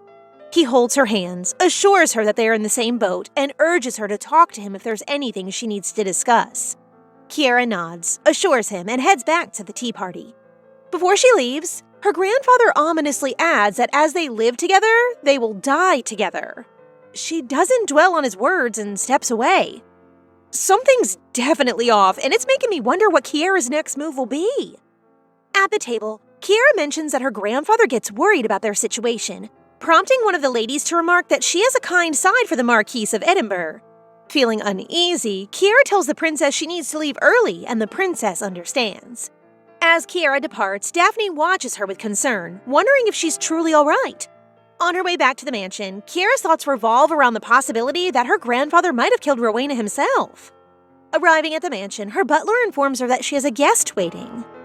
In the Duke's room, Erez is questioned by Duke Parvis, who asks if he has a title. Erez replies no, but mentions he is the mage of the Magic Tower and has no intention of taking over the family patriarch. Parvis, glaring at Erez, throws down tabloids about him and Kiera. Look at him acting so fatherly. Little too late if you ask me. But then again, her dad has no right to be this hot. Getting sidetracked again. Anyway, Erez reassures him it's not what it seems and explains that he came to see Kiera as promised. Parvis, angry, questions Erez's frequent visits, but Erez denies any frequent contact with Kiera. The tension in that room is so thick. Before the situation escalates, Kiera arrives, apologizes, and quickly escorts Erez out. Parvis watches them leave, suspecting their relationship is deeper than it appears. Once outside, Erez comments that Kiera's father is intimidating. Kiera responds that her father is cold-hearted and likely views Erez as just his guest. While walking, Kiera chides Erez for not informing her of his visit beforehand instead of going to the Duke's room. He explains that the Duke insists he comes. Ignoring this, Kiera asks if Erez has something to say. He assures her that he wants to check that she isn't troubled by the imposter and presents her with a pair of earrings, which he puts on her. What a bold move! You can't help but wonder, what's his real game here? Kiera is surprised by the gesture. Erez also remarks that she seems to be living well and notes that her father appears to like her, leaving Kiera shocked. Erez remarks that Kiera's father looks like he's about to chase off a son-in-law trying to steal his daughter.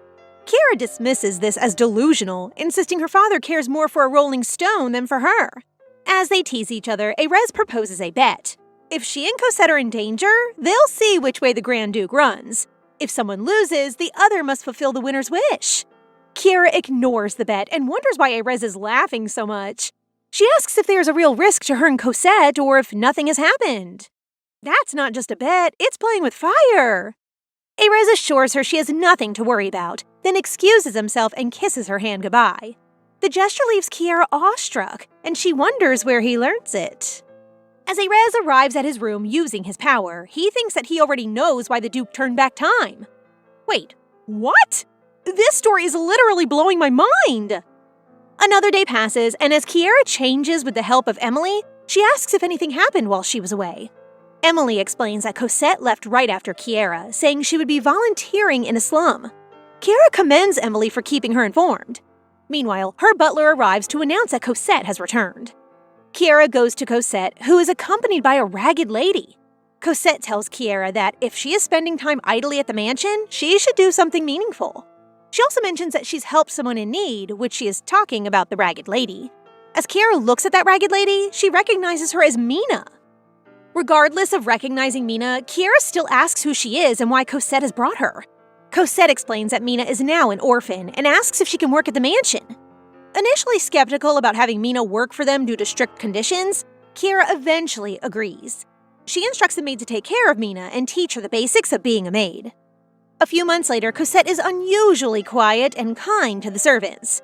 Kiera observes that the maids are more comfortable with Cosette now. As Kiera walks through the hallway, she overhears the maids gossiping with Mina. Mina claims to be fine since Cosette is taking care of her. However, some maids give her extra chores because of Kiera's influence. Emily notes that without Kiera, Mina wouldn't be at the mansion. The nerve of Mina to badmouth Kiera, who has given her a chance at a fresh start? How outrageous! The gossip continues with Mina speaking poorly of Kiera, and the maids express their frustration, calling her ungrateful. Mina argues that Kiera doesn't even resemble the Duke. Hearing this, Kiera can't help but shout that Mina should be careful about what she says about her family. The maids are shocked to learn that Kiera has been listening the whole time. Kiera scolds Mina for her ingratitude and suggests that it might be a reason to expel her. Mina stubbornly denies any wrongdoing. Staying calm, Kiera taps Mina's shoulder, making her flinch as if expecting a slap. Kiera reassures her that she won't be kicked out, as the atmosphere in the mansion is good these days. However, she warns Mina to be cautious of her conduct around the Duke. After that, Kiera instructs Emily to accompany Mina and then leaves. On the day of Kiera's reinstatement, the Knights congratulate her as the captain and express their excitement about sparring with her. However, Joseph arrives and says he will spar with her first, starting the match while the Knights watch with anticipation. After their spar, Joseph commends Kiera for staying the same as before. She responds that he's still tough on her, even now as it's her first time picking up a sword in a long while. Kiera suggests they take a break since her throat is dry, and Joseph offers her some water. Such a gentleman. As she waits for him to return, she reminisces about the sparring ground, reflecting on how little it has changed. She thinks back to how, despite being mistreated, Joseph had always supported and protected her. She realizes that his unwavering support might be due to his role as the family's knight. How naive, Kiera! The man is obviously smitten with you! After a while, Joseph returns, smiling with a bottle of water in his hands. Kiera can't help but keep her gaze on him, still lost in thought. Later, they all gather to celebrate Kiera's reinstatement, raising their drinks in her honor. The Knights reminisce about the first time they met Kiera and how she was introduced as their captain. They laugh, recalling how she behaved when she got drunk, leaving Kiera feeling a bit embarrassed. Kiera is at her best and most vulnerable tonight. As the night goes on and the atmosphere grows more festive, Kiera decides to make the moment even more memorable. She grabs her sword, its blade gleaming under the lights, and with a swift, graceful motion, she slices open the bottle of liquor. The Knights cheer, impressed by her skill, and the celebration continues with even more energy. As they continue their celebration, the Knights try to lift Kiera's mood since she's feeling down. Kiera also notices Joseph's face turning red from alcohol, which he claims is because of her that he drinks too much. The others, upon hearing his excuses, tease him for always using Kiera as a scapegoat. Embarrassed, he excuses himself for a walk, and she then asks if she can join him. When they are outside, Joseph drapes his coat over Kiera to help keep her warm. Kiera then asks him why he continues to support her, even though she has been distant and cold towards everyone. He replies that it was when he became an official knight and met Parvis for the first time. He sees her beside Parvis, who's exactly like him. He says that he feels Kiera's loneliness and wants to ease her burdens. As time passes, he feels that his heart has developed a deeper connection with her. However, He doesn't continue what he wants to say, leaving Kiera wondering. Then he suggests they go back inside as the wind is getting colder. Meanwhile, Emily delivers food to Duke Parvis, who questions why she is the one bringing it when she's supposed to serve Kiera. Emily explains that Kiera is out, which leaves Duke Parvis to assume she's with Erez. Emily clarifies that Kiera is at the celebration for the return of the Knights, causing Duke Parvis's mood to shift immediately. After Emily leaves, Parvis reads a letter from his aunt about her deteriorating health and the sacrifice she's willing to offer to the goddess. In the letter, her aunt mentions that she wants Kiera to take her place in the ritual since Kiera is well versed in it. Wow, Kiera wasn't just involved in the ritual, she was meant to lead. She also notes that the shrine considers it may be impossible to choose just one person, as Cosette is also capable of performing the ritual. The aunt asks for Parvis's opinion on the matter. She explains that, given the long-standing tradition of priests offering sacrifices to the goddess, there may be complications with the ritual in the future, regardless of the reason.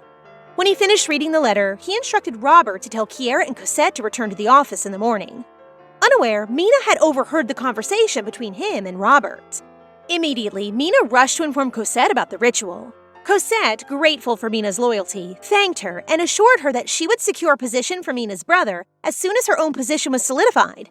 In response, Mina vowed to serve Cosette faithfully for as long as she lived. "You're not even the one who was chosen by your aunt." Cosette smiled approvingly and said they needed to perform well at the shrine to ensure everything would proceed smoothly. The morning arrives, and Kiera is still preoccupied with what happened to Joseph the night before. She snaps back to reality when Cosette calls her, noting that they rarely see each other. Cosette then asks if Kiera also visits their father to discuss the temple work, but Kiera doesn't respond. Kiera remembers that in the past, she wasn't allowed into their father's room because of Cosette's accusations. Determined not to let Cosette win this time, Kiera arrives first at the door and greets Duke Parvis. When they enter the room, Duke Parvis informs them that their aunt has sent a message and wants to know their opinions, as only one person can go. Both Kiera and Cosette, confident and eager, openly express their desire to go. A squabble begins over who should be chosen. Kiera argues that she should go because she has been involved with the temple alongside their aunt and grandmother. Cosette, however, insists that she deserves the chance. And just like that, the gloves are off. You can almost hear the sparks flying between them. Duke Parvis is unsure about whom to choose. Just as he is about to explain their aunt's message, Cosette quickly grabs Kiera and suggests that they both go. Duke Parvis asks Kiera for her opinion. Afraid of losing the opportunity to Cosette, Kiera hesitates but eventually agrees. Duke Parvis decides that both Kiera and Cosette will go to the temple together. After this decision, they leave the Duke's room. On the day of departure to the temple, Kiera has no choice but to ride in the wagon with Cosette. Cosette happily asks about Kiera's experience in the inner hall at the temple and says she's looking forward to it. Kiera responds that she is also excited about it. When they arrive at the temple, the priests greet Kiera and Cosette and offer to help with the rituals. They show them around, discussing the temple's unchanged structures. Kiera reminisces about past visits with her aunt, while Cosette, excited, asks about their schedule. The priest informs them that they have the rest of the day to prepare for tomorrow. Kiera volunteers to handle the holy thing, and Cosette agrees to care for the divine beast. They go to the area where the divine beast and sacred items are kept. Cosette sees a cute fox and learns from the priest that it was appointed by the fortune teller. Kiera recognizes the holy thing and recalls her aunt's teachings. You can feel the tension rising as these two clash in their own ways. The priest assigns them each a prayer room and instructs them to pray and offer sacrifices at the altar until the final day. After 2 days, Rose tells Kiera that Cosette is getting praise from the nuns, which Kiera is aware of. Rose also notes that the divine beast has been roaming without proper care. Kiera decides to check on Cosette and asks Rose to protect the sacred relic. When Kiera arrives, Cosette asks if she's there to help. Kiera says she's just getting some fresh air and inquires about the divine beast. Cosette replies that Mina is taking care of it. Cosette then remarks that caring for the holy thing must be boring since it doesn't move, which Kiera interprets as Cosette making fun of her. Kiera remains calm while addressing Cosette's attitude, pointing out her distraction with the nuns instead of focusing on their purpose. She warns Cosette not to disturb others and then laughs off Cosette's fury, saying they'll meet the next day. Once Kiera leaves, the nuns question Cosette about the confrontation. Cosette claims Kiera is annoyed because she asked for help and contrasts her noble background with her own commoner status, implying Kiera prefers comfort over duty. As the nuns walk away, Cosette plots to make Kiera regret her actions on the final day. Oh, here we go. Just when you think she can't get any worse, she proves she's the ultimate villain. On the last day, Kiera contemplates her ritual preparations. Rose informs her that Cosette is still helping the nuns, but Kiera focuses on the ritual and the sacred relic, which will be thrown into blue fire. The priest confirms Kiera's prayer transcription is done and directs her to the parish for the final ceremony. Before leaving, Kiera hands Rose the key to the sacred relic and instructs her to protect it. After Kiera departs, Rose, intrigued, touches the relic's glass case and begins cleaning. Her attention shifts when she smells smoke. A fire suddenly breaks out, causing the nuns to panic and shout for everyone to evacuate. Rose opens the door to find the nuns running frantically and is instructed to evacuate as well. As she exits, she shouts for Kiera, her concern for her friend mounting. After some time, Rose spots Kiera and rushes over, asking if she's all right. Kiera reassures her that she's fine and explains that the priests have already extinguished the fire using their divine powers. Rose is relieved, but remembers the sacred relic and worries about its safety. Kiera comforts her, saying that the relic cannot be burned, and Rose feels a bit more at ease knowing she's safe. Meanwhile, Mina, seizing the chaos, throws the holy thing to the ground, shattering it. She thinks to herself that Kiera will have no excuse for ruining the ritual. As Mina exits the room, she encounters Sister Helena and quickly scrambles to come up with a plausible alibi. I can't believe she's actually siding with that Cosette. She's clearly up to no good. When Kiera and Rose return to their prayer room, they're greeted by the sight of the broken holy thing. Kiera immediately deduces that someone must have intentionally broken it. Rose tries to take the blame, but Kiera calms her down and starts to think about the consequences if the priest finds out. She instructs Rose to do what she says from then on. After the fire is extinguished, the pretentious Cosette shows up in the temple to proceed with the rite. Meanwhile, Kiera is running a bit late because of the situation with the sacred object. Mina, Cosette's servant, signals to Cosette that she has done her job setting up Kiera. Kiera arrives late and informs him that she has to check on Rose to make sure she's not injured in the fire. They immediately begin the ritual, praying to the goddess. Kiera is not praying for any miracle to happen, but only for Rose to succeed in whatever plan they're executing. After praying, they continue the rites by offering the sacred object to the goddess. Cosette grins, thinking that her plan to sabotage Kiera and take control of the temple will succeed.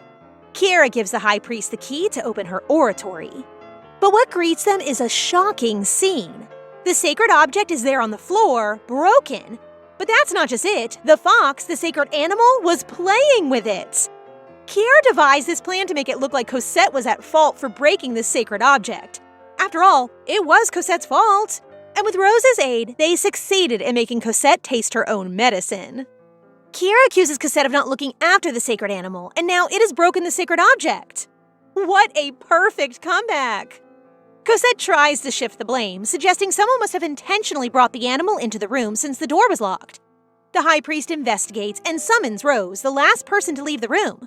When Rose arrives, she frantically reacts upon seeing the broken sacred object. She recalls that she forgot to lock the door while evacuating. Afterward, she and Kiera return to change robes, ensuring the door was locked when they left. The sacred object was intact at that time. The high priest concludes that the animal entered when the door was left unlocked during the evacuation. Rose pleads for forgiveness, willing to accept any punishment. Nice acting, girl! However, Kiera argues that if Rose is at fault for forgetting to lock the door, the person responsible for the sacred animal is even more to blame. She demands Cosette's servant be summoned.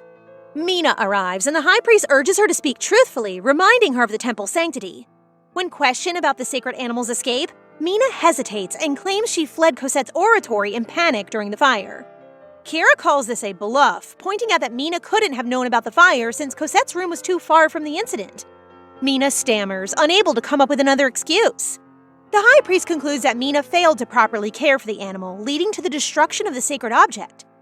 With other nuns and priests criticizing her incompetence, Mina cannot protest further. The penalty for the offense is supposed to be death, but Kiera encourages the priest to be lenient with the punishment since Mina is Cosette's favorite servant. Instead, why not flog her 50 times before throwing her out of the capital? That doesn't sound any better than the death penalty. As Mina is dragged out, she calls for Cosette's help, but Cosette turns away. To push through with the rite, the high priest decides to use prayer Kiera transcribed as the sacred object offering. Then he asks Kiera to take care of the sacred animal, a fox. Kiera decides to adopt the fox to tease Cosette. After the rite, the nuns begin gossiping about the disaster during the rite. As Rose passes by them, the nuns call her and inquire about what other things Cosette had done, particularly what happened at Lady Johanna's mansion. And the topic of Cosette's indecency starts to spread in the temple. The high priest, Kiera, and Cosette meet to formally address the incident. Since the temple tones down the punishment for Cosette, she kindly asks the high priest if a formal letter of apology from the Parvis Palace is enough for the temple to save face. The letter is to contain a sincere apology and a promise not to entrust any temple affairs to Cosette. Cosette strongly protests against it and says that even Mina's punishment was too much. However, Kiera tells her that Cosette must instead be thankful for being alive after committing a serious crime by ruining the rite. Cosette cannot retort any longer. On their way out after the meeting, Kiera thanks Cosette for giving her an opportunity to get rid of Mina. Cosette realizes the mess she's made. In addition to losing power over the temple, the House Parvis will have to write a formal letter of apology, something beyond shameful for the Duke. The Duke hears about what Cosette did in the temple and angrily demands an audience with her. Cosette appears in the furious Duke's office. The Duke expresses his disappointment, reprimanding her for causing a scene at the temple. He emphasizes that House Parvis has always maintained neutrality, taking great care to protect its reputation. Now, Cosette has brought disgrace to the duchy. The Duke regrets sending Cosette to the temple when he should have sent Kiera alone. He sternly warns her that she'll have no further involvement with the temple. Cosette protests, claiming it was just a mistake. The Duke then questions if what she did at Lady Johanna's estate was also just a mistake. I love seeing her get roasted. The Duke orders Cosette out and places her on probation, confining her to her room unless called upon. Desperate, Cosette tries to persuade the Duke to forgive her, seemingly attempting to hypnotize him. However, it doesn't work as a sudden flash of lightning and heavy rain snap the Duke out of his trance. He commands her again to leave his office. Outside, Cosette angrily grits her teeth, glaring at the rain through the window, and grudgingly utters the goddess's name, Beatrix. Meanwhile, in her room, Kiera wonders why the sudden downpour stopped just as suddenly. Zeke, who is with her, plays with the fox. He initially named it Erez, but Kiera suggests naming her Eri instead. Emily arrives, informing them that Cosette has been put on probation. Finally, Kiera feels free to enjoy herself without Cosette's presence. She decides to take Eri for a walk and encounters Arthur and Joseph on her way out. Joseph, remembering the night of the party, stutters as he greets Kiera. Sensing Joseph's awkwardness, Arthur suggests Kiera visit the marketplace to buy things for the fox. Of course, she can't go alone, so Arthur volunteers Joseph to escort her. Arthur, the best wingman. Awkward air fills the carriage as Joseph and Kiera travel to the marketplace. In Kiera's mind, she believes she must have done something weird at the party that made Joseph awkward around her. Meanwhile, Joseph thinks how shameless he is for having personal feelings for Kiera when he should only loyally serve her as a knight. They're unnecessarily being hard on themselves for different reasons. When they arrive at the market, people stare at them, recognizing Joseph's Parvis uniform and Kiera as the Lady of Parvis. Kiera drags Joseph by his hand and runs away from the gawking audience. Joseph's heart flutters. They visit a men's boutique to buy clothes so they won't attract attention with Joseph's uniform. The receptionist hysterically asks forgiveness after she mistakenly calls the two a couple and learns that she's dealing with the Lady of Parvis. Joseph immediately tries on different clothes, and everything looks so good on him. Nothing plain would work to hide him from the public eye. Gosh, he's really very handsome. It simply isn't right to do this to my heart, Joseph. Kiera looks for another outfit that is plainer. This makes Joseph think that she doesn't like any of the clothes he tried. Kiera makes a Freudian slip when she tells Joseph that the problem is that she likes everything too much. Joseph turns red as a tomato while Kiera starts to realize something. I love the chemistry of these two. Joseph wonders why Kiera brought all the clothes he tried in the boutique. Kiera tells Joseph to consider all the clothes she bought for him as a gift. But deep inside, Kiera thinks everything looks good on him and she wants to see Joseph more in casual outfits. She realizes that it is the first time that she has given a gift to Joseph and decides to show more care for him in the future. After visiting the boutique, Kiera and Joseph freely explore the marketplace. After they pass by a cafe, Kiera recalls when she and Erez met after visiting Lady Johanna. As if on cue, Erez shows up with his blinding smile. It is the festival season, and Erez happens to look around the market when he sees Kiera. Kiera introduces Joseph to Erez. A painfully tight grip meets Erez's hand as he and Joseph shake. Weird vibes fill the air like they're rivals or something. Erez notices the fox and tries to pet it, but the animal bites him. I pity his hands. Erez suggests getting a leash for Eri. Suddenly, Erez approaches Kiera in a dangerously close distance, like he always does, and reaches for Kiera's necklace. Joseph flinches. Joseph shoves Erez's hands away from Kiera and warns him to keep his distance from his lady. Behold, the Great Wall of Joseph. It turns out Erez only wants to magically turn Kiera's necklace into Eri's leash. The magical leash is invisibly connected to Kiera's necklace on the fox's collar. As they continue to roam around the market, bad energy lingers between Joseph and Erez. They pass by a stall, and the sales lady recruits them for a swordsmanship tournament. Kiera pushes Joseph and Erez to join the competition. The tournament begins between Joseph and Erez. Kiera thinks that Joseph has the upper hand since he's the captain of the knights. As the match begins, Kiera realizes that Erez can also wield the sword pretty well. However, Erez gets disqualified after he accidentally cuts off the referee's hair. In the end, Joseph wins, and Kiera gets all the prizes from the tournament. Joseph 1, Erez 0. Unsatisfied by the outcome, Erez suddenly brings up the time regression, but Kiera immediately interrupts Erez mid-sentence, saying this isn't the right place to discuss it. Suddenly, Erez grabs Kiera by the hips, and together they fly up into the sky. Joseph is left with Eri, wondering what just happened. Joseph 1, Erez 1. In the sky, Kiera can see the whole village and walk in the air thanks to Erez's magic. They end up on top of the clock tower where Kiera narrates what happened during the rite at the temple and how the Duke reacted.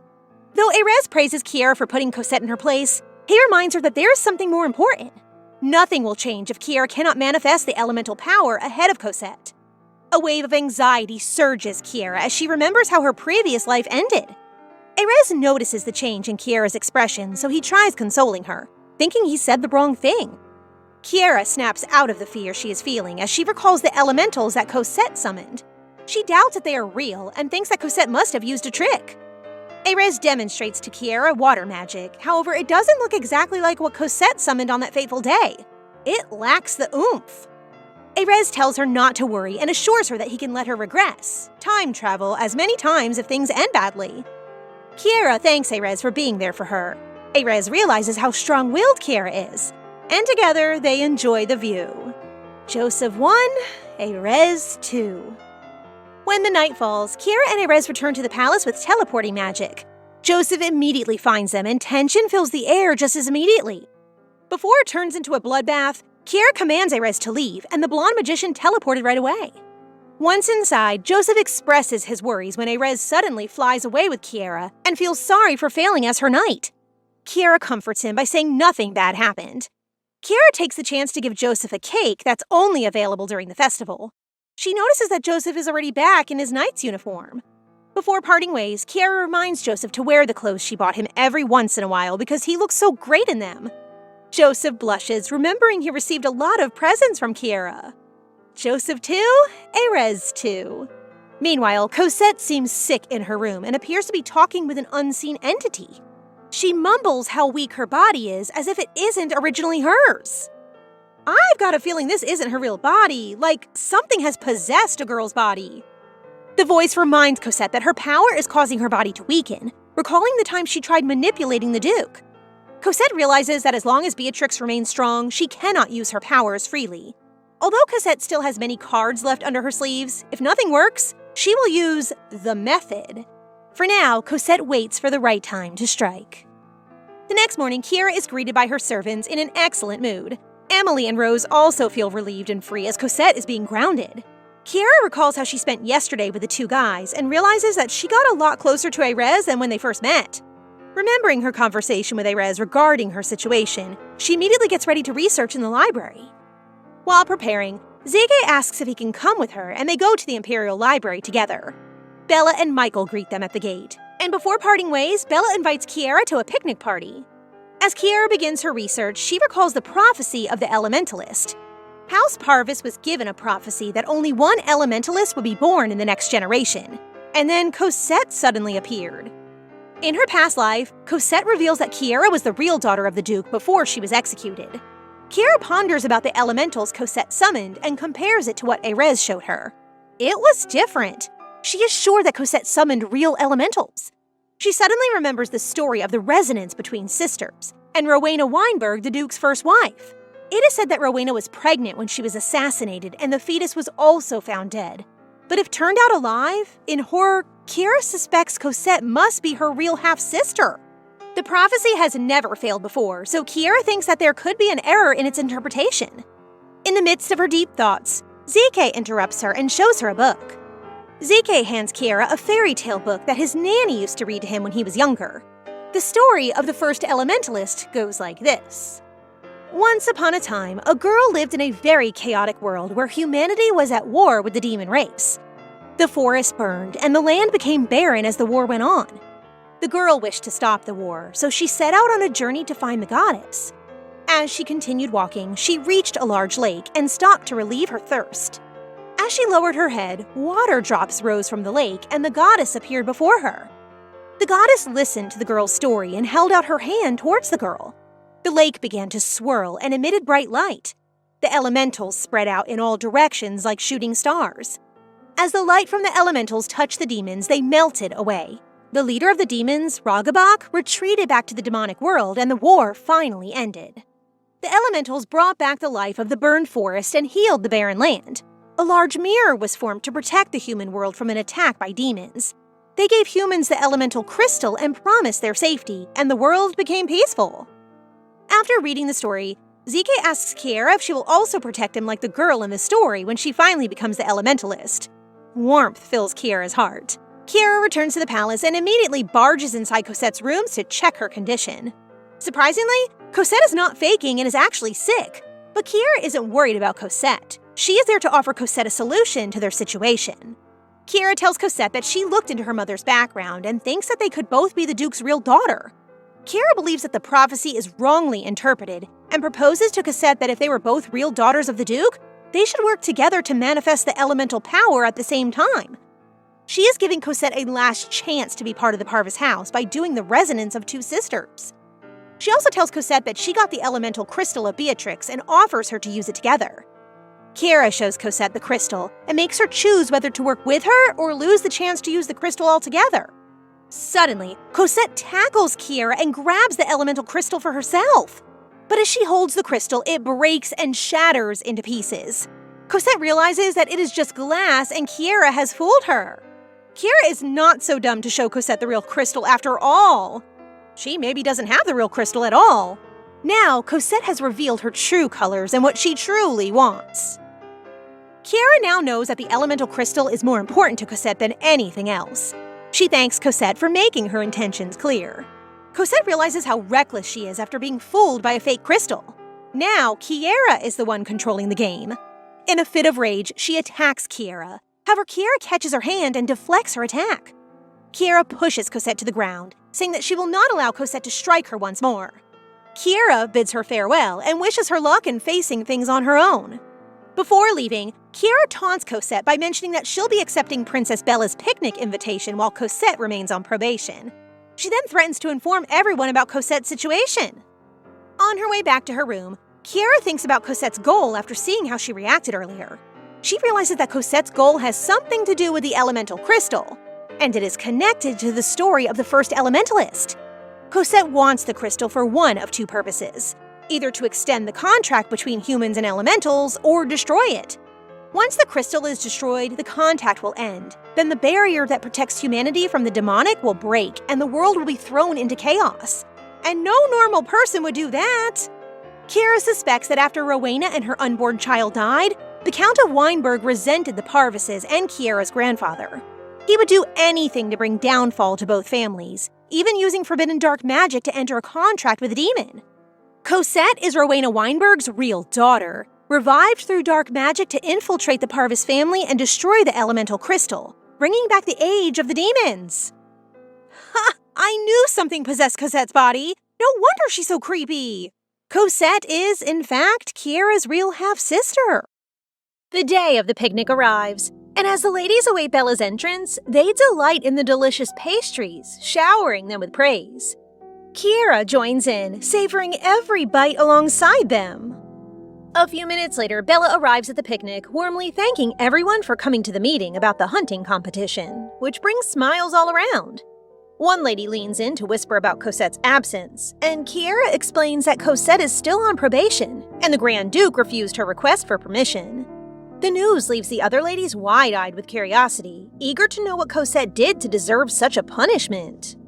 Soon, their conversation drifts to the beauty of the garden's roses, and some confess their wish to receive roses from a gentleman.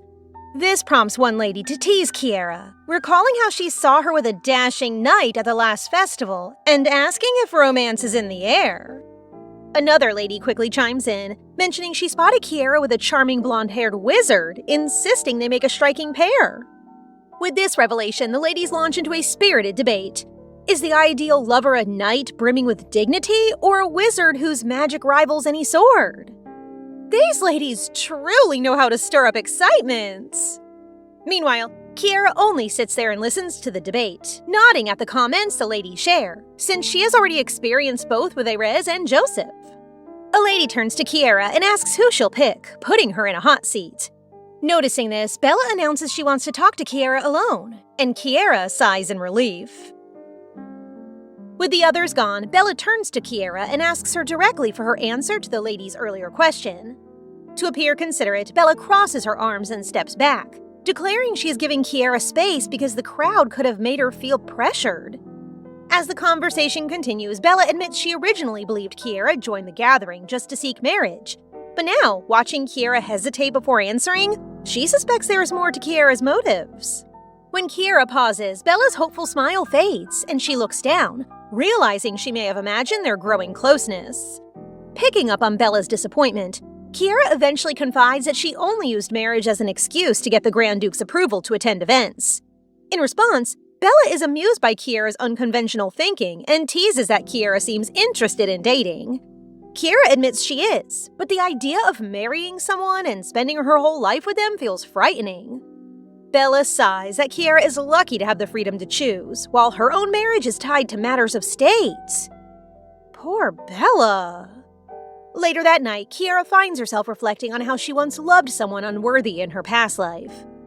Now, as she learns to put herself first, she compares her feelings for Erez and Joseph, and a blush creeps onto her cheeks. Well, 2 is better than 1, right? The next day, the young master grows anxious after noticing Kiera behaving distractedly, lost in her own thoughts. He asks Rose and Arthur if they know what is troubling Kiera, but both appear bewildered, as unsure as he is. It is touching to see how genuinely concerned the young master is for his sister. Determined to help, the young master asks them to keep a close eye on Kiera and report back on anything they discover that might be troubling her. Both agree to his request. Later that day, as part of this watchfulness, Arthur notices Kiera gazing out the window and gently reminds her about her training. Startled, Kiera realizes she has completely forgotten her schedule. Now truly worried, Arthur notes this is unusual. Kiera never misses appointments. When Kiera arrives at the training ground moments later, she greets Joseph with a cheerful smile and apologizes shyly for being late. Joseph reassures her that it is no trouble. As their conversation falters, an awkward silence settles, catching Arthur's watchful eye. Suddenly, he suspects that Kiera and Joseph might be developing feelings for each other after what happened in the forest. Arthur grins to himself, thinking that perhaps this budding affection explains Kiera's recent change in behavior. After training, Rose helps Kiera settle in and encourages her to rest. She offers to bring Kiera some refreshments to help her unwind, and Kiera gratefully accepts. As Kiera waits for Rose, a sudden commotion outside her room catches her attention. Curious, she peeks out and is startled to find Erez sprawled on the floor after colliding with Rose. Erez urgently pleads with Kiera to help him escape the guards and the Grand Duke, who are hot on his heels. Sure enough, minutes later, the Grand Duke arrives with the guards and orders them to seize Erez for trespassing. Erez tries to talk his way out, insisting that Kiera invited him. Kiera quickly backs up his story, explaining to the skeptical Grand Duke that she did invite Erez and that he did not need an escort to her office, especially since she had just returned from training and had no time to greet him. With a reluctant nod, the Grand Duke accepts their explanation and leaves them alone. Alone in the room, Kiera asks Erez why he suddenly visited. Thus, Erez straightforwardly tells Kiera that he is worried about her, since they only saw each other at the last ball, and he thinks she might be avoiding him. Hearing this, Kiera quickly denies this and explains that she has been busy lately. Erez stands his ground and steps closer to Kiera, declaring with determination that he will visit her often. Flustered, Kiera instinctively moves away, her cheeks warming. Meanwhile, Rose peeks through the doorway, delighted by the scene unfolding between Kiera and Erez. Later, Rose and Arthur cross paths and excitedly discuss the possibility that Kiera is in love, which would explain her recent changes. Their innocent enthusiasm is almost comical, especially since neither realizes they are each thinking of a different man. When Rose and Arthur share their news, Zeke is thunderstruck at the thought of his sister falling in love. Initially, he bursts out laughing, convinced they're joking. But as Rose and Arthur insist, Zeke becomes confused, struggling to imagine his sister marrying without any prior hint. Rose whispers to Zeke that Kiera's strange behavior could mean she's hiding a secret romance. Rose then lights up and swoons over the memory of Kiera's sweet moment with Erez. Meanwhile, Arthur quietly recalls overhearing Kiera's soft-spoken conversation with Joseph. Neither of them realizes they are discussing two different men, setting the stage for a delightful tangle. The next morning, a maid tells Kiera that Zeke is too unwell to join the hunting competition. Concerned, Kiera resolves to visit her brother. As Kiera steps outside, she is taken aback to find Cosette waiting for her. Realization strikes. Cosette's probation has ended, and she is once again joining the journey. Cosette greets them brightly and innocently asks why Kiera never visited her. With a sly smile, Kiera remarks that it would hardly be proper for the lady of the house to visit someone who is guilty, leaving Cosette flustered and embarrassed. Cosette was humiliated. Moments later, the Grand Duke appears and announces it is time to set off. Cosette quickly hurries to the carriage, but her excitement fades when she realizes that neither Kiera nor the Grand Duke will be traveling inside with her. As soon as they arrived, Joseph hurried over, offered to take their horse, and told them which room was theirs. Cosette burst out, nearly singing with excitement at sharing a room with Kiera. Kiera shot her a look and reminded her it was a rule, since each noble family only got 2 rooms. Looks like Cosette's bubbly display is starting to grate on Kiera's nerves. On the way to the tent, Cosette noticed everyone's stares and secretly wondered if they found her beautiful. Kiera quickly shattered her illusion, pointing out that everyone stared because Cosette had screamed. Cosette had a comeback ready, but paused and smirked when she saw a man beside Kiera. Kiera noticed the man too. It was Erez. He introduced himself to Cosette. When she learned he was a wizard, she turned on the charm, pleading with him to teach her magic. Erez agreed, though he seemed hesitant. Kiera watched with a curious glint in her eye. Afterward, once Cosette left, Kiera noted the handshake lasted longer than usual. Erez grinned and asked if she was jealous, which she quickly denied. The Grand Duke interrupted, demanding why Erez was at the hunting grounds. Erez answered that he was there because he planned to get married soon. The Grand Duke bristled and argued, but Erez stood his ground. Kiera saw the growing attention on their argument and slipped away before anyone else could get involved. Later, Kiera finds Bella, and after a brief exchange, says her goodbyes. Bella wishes her luck in the upcoming hunting competition. As they walk away, Kiera's grandfather remarks on how close she seems to Bella. Kiera quickly assures him that her friendship with Bella is genuine, with no hidden motives or family interests involved. Shortly afterward, near the edge of the forest, Cosette rushes over to Kiera, feigning innocence as she announces her intention to join the hunting competition. Kiera's grandfather frowns at Cosette's plan, prompting Kiera to suggest he remain behind and send his knight instead. He refuses, insisting on staying by Kiera's side. Deep in the forest, a hush falls over the group as everyone waits for Kiera to take her shot. When she strikes the deer flawlessly, cheers erupt. Joseph offers to retrieve the deer, but Kiera stops him, pointing out that no one has yet tried her hand with the bow. Attention shifts to Cosette, who dons an innocent mask as she readies her bow. She hesitates, startled by a gentleman's comment on her skilled posture. Kiera, surprised, recognizes Cosette's search for an excuse to avoid the challenge. Cosette claims her uncle once taught her, but as she raises the bow, she suddenly collapses and sobs to Kiera, insisting she cannot bring herself to hurt anything. Why is she breaking down now? Such a drama queen! Cosette continues, pointing out that since Kiera already struck down the mother deer, she cannot bring herself to harm its fawn. The words trigger memories in Kiera, recalling how Cosette twisted situations to her advantage. especially when she reminded everyone of the Marquis's role in her mother's death.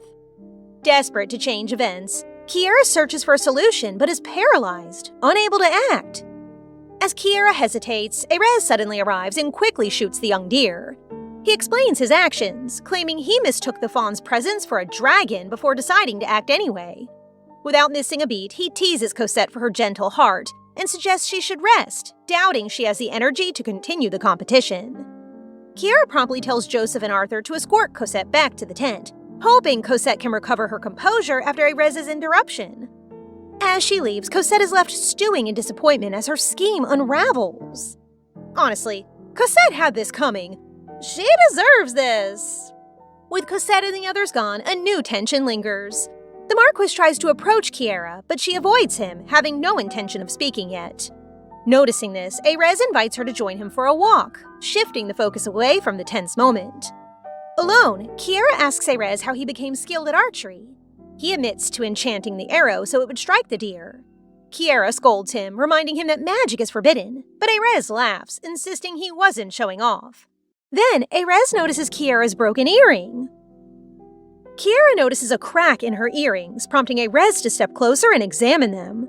Feeling self-conscious under his gaze, she playfully asks if he did a sloppy job making them.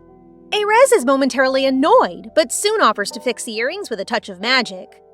As he works, Kiera confides that she wears them every day because he gave them to her, and since the regression, he's the only person she truly trusts. Afterward, Kiera says goodbye, eager to return to the competition.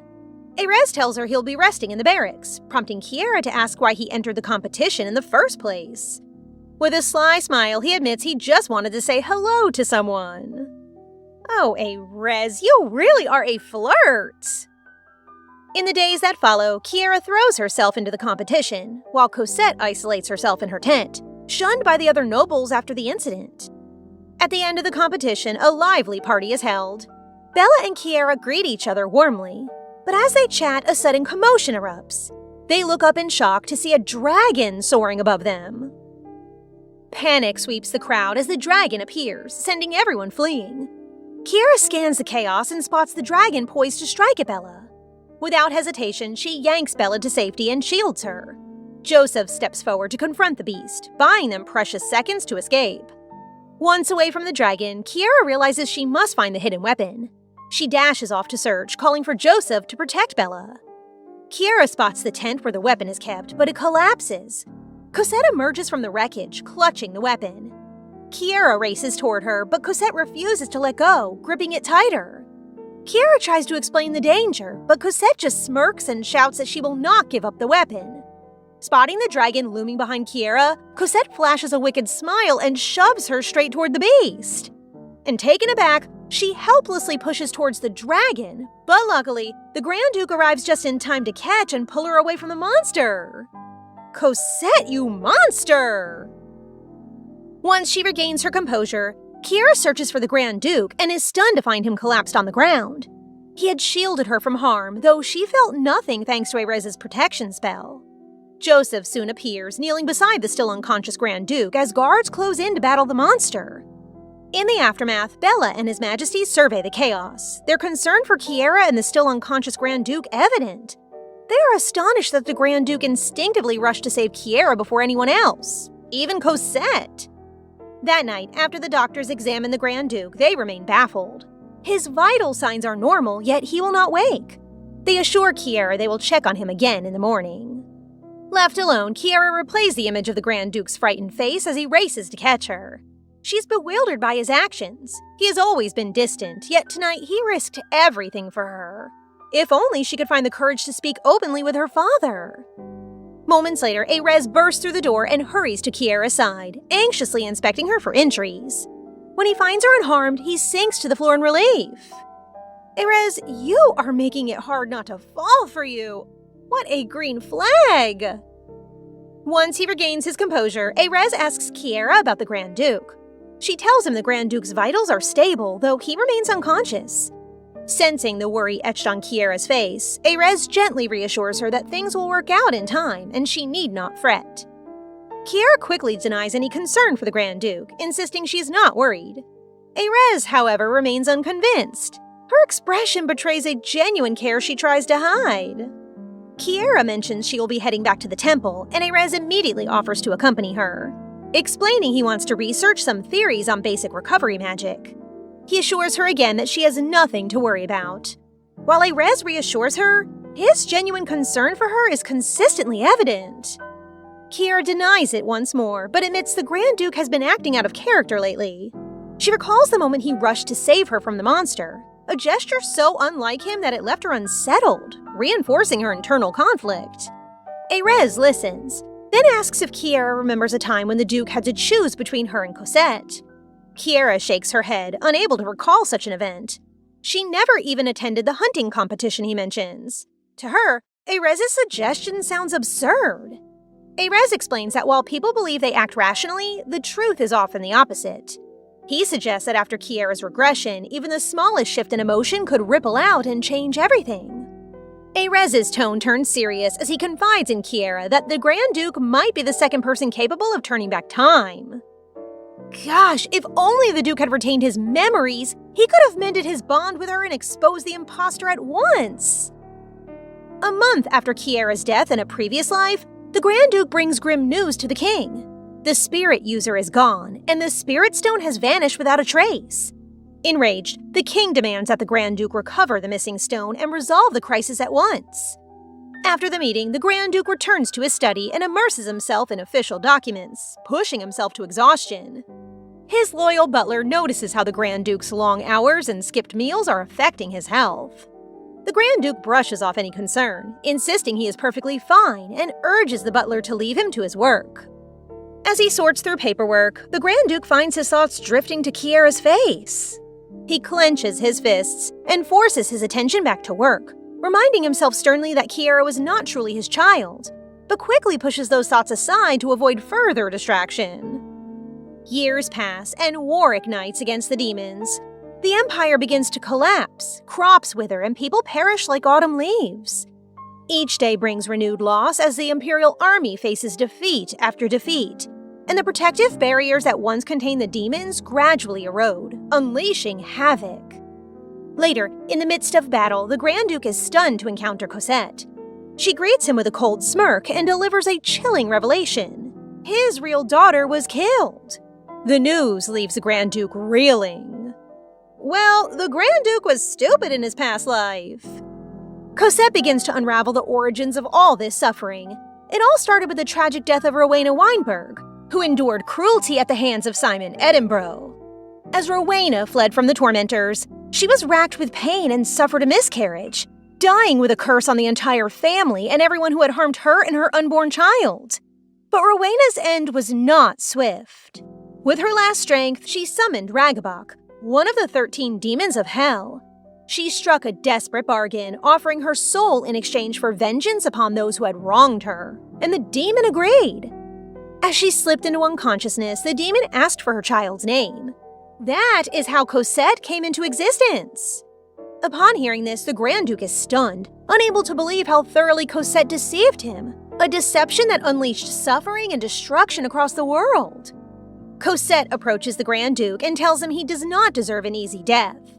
She wants him to endure the consequences of his actions, driven by her determination to make him suffer as retribution for his part in her and her mother's pain. Despair is etched across the Grand Duke's face. He is so overcome with hopelessness that he cannot speak. Seeing this, Cosette appears satisfied. Honestly, I despise the Duke even more than Rowena. He even erased his memory at present, maybe because of guilt. Ludwig lies helplessly on his blood-stained bed as unbearable pain spreads across his entire body. With death slowly creeping closer, he finally begins accepting the miserable end waiting for him. But the moment he closes his eyes, he suddenly hears Ziegehart's voice calling out to him. Ludwig immediately finds himself standing before his dead son, whose spirit remains trapped inside a dark prison cell. Despair fills Ludwig's face as he apologizes for failing as a father. However, Ziegehart only stares back coldly, his bitterness and hatred painfully obvious as he rejects Ludwig completely, even wishing to never see him again in the afterlife. Ludwig definitely deserves it by being a selfish father, even killing his own children. Tuh. As Siegehart disappears behind the prison bars, Ludwig desperately tries to reach him, only for a violent headache to suddenly strike him. Amidst the pain, a mysterious voice asks if he desires another chance to change everything. Ludwig abruptly awakens and comes face to face with a strange man offering him the opportunity to return to the past. However, such power comes with a terrifying price: Ludwig's soul. Although doubtful at first, Ludwig listens as the man explains that changing the past could alter fate itself, though the outcome remains uncertain. Realizing this may be his only chance to fix his regrets, Ludwig finally accepts the dangerous deal without hesitation. This man is beyond desperate at this point. As the mysterious man casts his magic, Ludwig soon awakens back in bed as if nothing had happened. The moment Ludwig awakens in the past, he immediately rushes through the mansion searching for Kiera, completely ignoring the servants trying to stop him. The second he finds her, he tightly pulls her into his arms while desperately apologizing. Soon, the two sit together for tea as Ludwig explains the memories haunting him. Although he can no longer remember the mysterious man clearly, he vividly recalls the ruined future awaiting them. The Empire consumed by chaos, countless deaths, and a world where Kiera tragically dies. Believing it was all some horrific nightmare, Ludwig still cannot erase the guilt crushing him.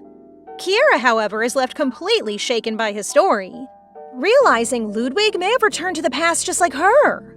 Seeing him blame himself for failing his children catches her off guard, especially when he openly admits he wants another chance to become a better father, even if she never forgives him. If this guy were my father, I wouldn't dare to forgive him too easily. But for Kiera, the pain from the past does not disappear so easily. As painful memories resurface, she instinctively pulls her hand away from him after a brief silence. Despite always longing for her father's affection, forgiveness is not something she can give overnight. Serves him right. Still, Kiera understands Ludwig's influence may become crucial when confronting Cosette in the future. And deep down, she is relieved that this time her father chooses to stay by her side. As Kiera continues worrying over Cosette's next move, Ludwig suddenly declares that he plans to send Cosette away from the estate entirely. After everything he witnessed in the previous timeline, he can no longer ignore the danger surrounding her. The memories of Kiera's tragic death and the Empire's destruction still haunt him deeply. Thank God! It took this man way too long to finally realize Cosette is evil! Even though the truth behind the real princess remains uncertain, Ludwig firmly believes Kiera is his true daughter. Evidence no longer matters to him after remembering the future he lost. More than anything, he simply wants to keep Kiera safe from Cosette at all costs. Kiera is left completely stunned by her father's sudden determination. Unable to process her emotions properly, she quietly excuses herself before retreating to her room. The moment the door closes behind her, tears finally begin falling from her eyes. Kiera waiting this long just to hear her father chose her hurts so much, even for me. Elsewhere, Rose quickly searches for Erez to inform him that Ludwig has finally awakened. After hearing the news, Erez immediately wakes his companion to tell him the situation. However, unlike Erez's urgency, the other wizard responds far too calmly for someone involved in such a massive situation. Erez can only scold him in disbelief, especially considering he was recently reckless enough to summon a dragon himself. Neil grumbles over Erez's lack of gratitude, insisting he only caused all that chaos to help him win his bet against Kiera. Still, he remains annoyed that his spell summoned a dragon instead of something harmless like a goblin. How the hell did you mistake summoning a dragon with a weak goblin?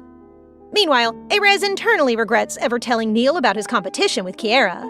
In his frustration, he accidentally refers to Kiera as a princess, immediately catching Neil's attention.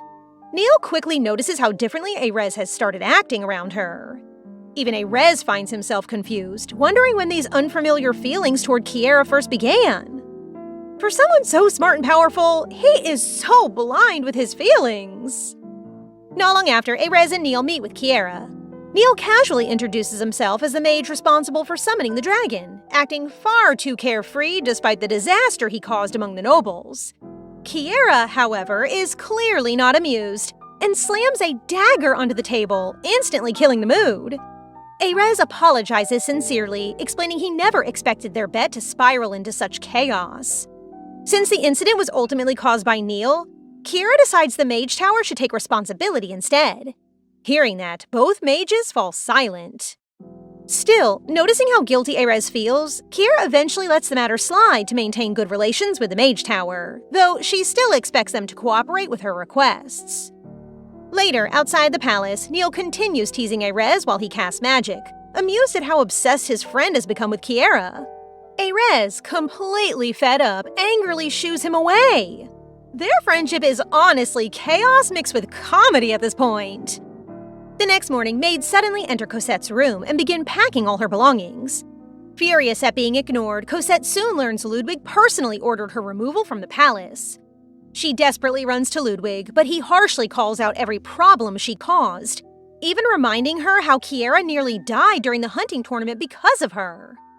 Seeing Ludwig finally stop defending Cosette is so satisfying. Cosette tries manipulating him once again. Terrifying visions suddenly overwhelm her, leaving her frozen in fear. With no other option left, she is eventually forced to leave the Imperial Palace. Kiera quietly watches Cosette's carriage disappear, still shocked by Ludwig's sudden change. Soon after, Ziegehardt, Joseph, and the knights burst into her room, celebrating Cosette's departure. Seeing everyone genuinely happy for her, Kiera cannot help but smile too. Even Ludwig hadn't changed. At least our girl is surrounded by people who truly care for her. On a bright day, Kiera and Ziegehardt enjoy a picnic to celebrate Cosette finally leaving the palace. Although Ziegehardt complains that the occasion deserves a much grander celebration, he happily spends time with his sister anyway. However, his curiosity soon takes over as he suddenly asks whether Kiera has been seeing someone. Before Kiera can properly avoid the question, Joseph arrives to return Aries' toy. An unexpectedly awkward atmosphere forms between Kiera and Joseph, especially as Joseph shyly fixes the leaves caught in his hair. Ziegehardt quickly notices the strange tension and immediately assumes the two are dating. This boy really wasted no time playing the protective brother. Both Kiera and Joseph instantly become flustered, with Kiera hurriedly denying the misunderstanding. But seeing Joseph freeze up completely, red-faced, Ziegehardt realizes his feelings are genuine and quietly threatens him not to hurt Kiera. The tense moment only breaks when Kiera throws Aries' toy away, causing Ziegehardt to chase after him. Left alone, Kiera awkwardly apologizes, insisting romance between a knight and a princess is impossible. Joseph, however, admits it may not be that impossible after all, before quickly fleeing in embarrassment, desperately trying to calm his racing heart. Sorry, Joseph, but I'm Team Erez. Erez, go get your girl! Joseph's words continue lingering in Kiera's mind, leaving her unexpectedly flustered. Before she can sort out her feelings, a strange letter suddenly flies toward her through the wind. Inside, she discovers a mysterious gem that activates with a bright flash, revealing Neil and Erez through a communication spell. Neil may be odd, but I think he could be more powerful than Erez himself, though. Neil excitedly explains that the gem is a communication stone he personally created, teasing Kiera by calling her his future sister-in-law, before immediately getting smacked by Erez. Erez then awkwardly explains they gifted the stone as an apology for the dragon incident.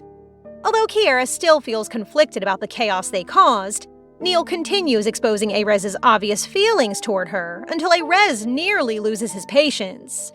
Before things worsen further, Neil abruptly ends the call, while happily stirring more embarrassment behind. I love this guy. He truly wakes up every day choosing trouble. Kiera cannot help smiling afterward, touched by Erez's thoughtfulness. Soon, Ziegehardt finally returns, carrying Eri after chasing him around, forcing the siblings to head back to the palace. Meanwhile, Cosette arrives back at the county as rumors quickly spread regarding her sudden return. Joshua soon appears, dismissing the servants before confronting Cosette himself, clearly furious about the entire situation. Once alone inside his office, Joshua immediately vents his frustration toward Cosette, demanding answers after she was personally thrown out by Ludwig. He cannot understand how their carefully planned scheme fell apart so badly. Cosette, however, responds coldly, claiming their partnership is already over. In truth, she only cooperated this long to search for the Spirit Stone while Beatrice remained alive. Joshua refuses to back down and reminds her of the promise they made years ago when they first met. Back then, Cosette introduced herself as one of the 13 demons working as his sister's contractor. She proposed eliminating every Marquess, including the princess, to secure her future plans, while offering Joshua revenge for Rowena in return. All roads definitely lead to the devil. Gee, how did we not expect that she was actually a demon? Joshua only agreed under one condition. After killing the princess, Cosette would temporarily take her place until the next elementalist was born. Cosette accepted and even promised not to harm innocent people. But unknown to Joshua, Cosette never intended to honor that agreement from the start. Even now, she eerily reminds him that she has plans of her own beyond their deal. Despite failing to obtain the Spirit Stone, Cosette quickly begins thinking of another dark scheme. Every chapter with Cosette somehow gets more unsettling than the last. The next day, Ludwig, Kiera, and Zekehardt sit together for dinner, though the atmosphere feels noticeably different.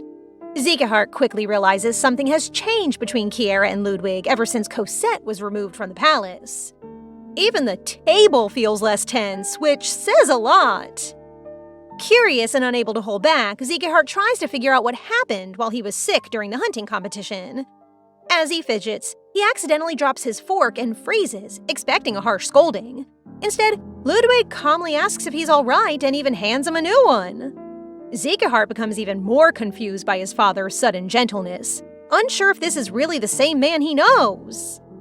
Ugh, my poor baby. It's because of you have a lovable father now. Before the dinner continues, Robert suddenly rushes in with alarming news. Rowena's residence has exploded due to gunpowder. Kiera is immediately worried, but relieved to hear Rowena was not home, and only a few staff members were injured. Still uneasy, Kiera insists on going to check the situation herself. Ludwig initially hesitates, suspecting Cosette may be involved, but eventually allows her to go and send knights to accompany her for safety.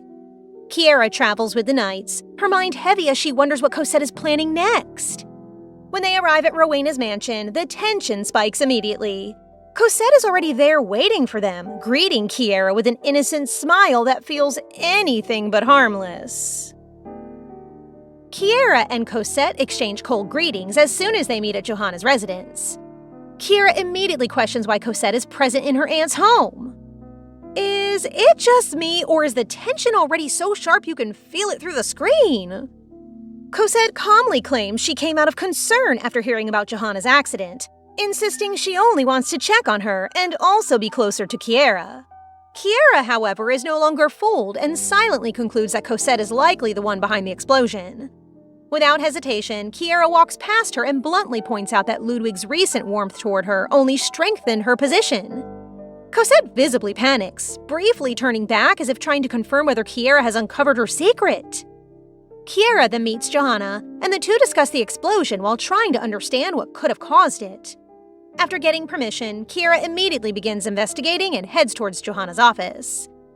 With help from the assistant, she retrieves documents about the origin of the gunpowder. When she asks about earlier discussions, she learns something unexpected. Cosette had offered to repair the mansion. That helpful gesture feels way too suspicious to ignore.